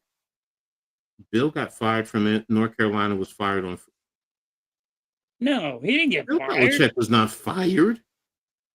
You gotta stop looking at Facebook, dude. Damien, I don't know where you got that information. I could tell you assuredly. I've seen that on Facebook. You gotta stop reading Facebook. That's what you heard. No, I'm telling you right now, Belichick was not fired. Yeah, he didn't get fired. That would be breaking news. That would be all over the place right now. Trust me, you would have been hearing it on TV, Sports Center, all the sports media. Yesterday, it would have been talked about. So trust me, you may have heard it. Someone said that to you, but that didn't happen. So, let me see. The Browns are at the Steelers, 25-yard line, 24-yard line, and they didn't. Yeah, Mike Green says the same thing. He wasn't fired. So, you gotta stop looking at Facebook. Now you good, Damien. I understand. Sometimes you get misinformation in today's technology. I will say that. So no, you got a lot of people that are they just give out the wrong information. Just for a hot take. Okay, it's not allowing me to see it there. So let me see. The coaches poll. Coaches poll was released. Same as I have it. I have Tech now. I don't have Ole Miss that high. Alabama, Georgia Tech, yeah. Oregon is at 9. I have them at 10. LSU, yep. A lot of the same. Notre Dame, I don't have that high. BYU, I don't have that high. Virginia, Memphis, USC, Utah, yep. I don't have Illinois. Illinois is out. Yep. So I have all the same ones as the coaches poll in my rankings. So I just released my rankings early this morning. So What if Urban Meyer's coached Penn State? That would be interesting. That would, but would he want to? Because he's going to have to go up against Ohio State. That's the question. So, his girlfriend might got fired. Mike says, in terms of Belichick. That is So, hilarious. Mike said his girlfriend might got fired. half fun. David asks, how far are the Sixers going? They're not making the playoffs. So there you have it. So they're not going far. They're not making the They're not playoffs. even making the play in. Okay, so they're going to be in the lottery. So that's basically what he's saying. Yeah. They're going to be in the lottery. So, man, I'm trying to see what other sports media. I have to do it over whatchamacallit. It's probably on whatchamacallit. Yeah, so I can Google it. It's not there. And J.R. Smith. At least to me, that's a little surprising coming from us. Also notes. Okay, so yeah, Fence Gardens is talking about it. Okay, so yeah, there's gonna be a lot of people I know talking Yeah, about it's it. all over the place. Yeah, it's just not on Yeah, the. right now, I'm like, dude, $49 million. Oh, And you good. tell him to go home. Ooh, damn, shit. Oops, sorry. Let me stop. Let me not even go there. So, if Rutgers can't beat this version of Pitt, they're playing one senior. I'm with Mike in this one. So, let me Mike Broadbent. Yeah, so let me see what he's saying. Now, one of the Rutgers sports beat writers, something that he's talking about. Yep, everything on Twitter right now that I'm getting is about James Franklin. So, okay, so yeah, I'll tap into that a little bit later. So, all right, so I can get into I got a lot of info to talk about. So, where are we at? Okay, Sixers going as far as the Flyers are going to win the Stanley Cup. Damien says. Yeah, the rig They're blotter. going to the playoffs. They're not going to win the Stanley Cup. But... Okay, there you have it. So, and CBS Sports News. Let me see. Damn, they do have it. All right, so has it. So, yeah, I got a lot of reading to do. What do you think of Pavia? I mean, he's an okay quarterback. I mean, he's not one of the elite quarterbacks. So, I mean, but if you get him in the right system, he's serviceable. So, but he doesn't fit. I'm not as a coach. I wouldn't be overly concerned. Let me say it like that. I don't fear any player. I'm just not overly concerned with him. So, Cleveland is lining up for a field goal right now. Looks like it's a 5, 10, 15, 31-yard field goal, and the kick is up, and it's good. So it's right at halftime. So they're at halftime. So I know maybe Blaze comes back in. I was trying to see if he was there, but I know he's tapped into this game. So yeah, and I got to prep anyway for all my stuff that I got to do. So yeah. Anything else you want to talk about before we get out of here? No. All right. In this halftime, We hit everything. I Yeah, yelled we about got it everything. for my team. So Yeah, and we got the breaking news right off the bat. So yeah. But appreciate everyone for being here. Come back, rewatch it. If you came late, make sure everybody hits the like button for halftime, for me, for the hardcore Aboriginal. Appreciate everyone for being here, rocking with us. This has been a great show, especially since we have no Eagles or Giants on today, so we could go a little bit longer. So, but we'll be back next week. Same time. Well, I don't want to say time, but same bat channel, as they used to say on Batman back in the day. So, appreciate everyone. Y'all be safe. Great conversation. Thank you all. And y'all have a great night watching football. So if you watch football, or what does Lou say before we get out of here? Mike was absolutely rigged the lottery in the NBA. But again, thanks a lot, Lou. Talk to you all. Y'all be safe, and Appreciate you guys. And what do you always say when you leave with Mitch? What's the last thing you Get say? you guys on the rebound. There you go.